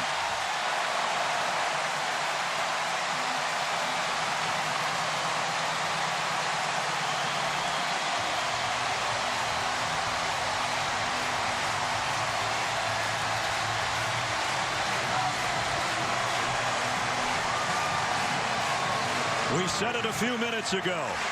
Who's a pretender? Who's a contender? Both these teams at 5-1, and I will wager to say they're both still contenders.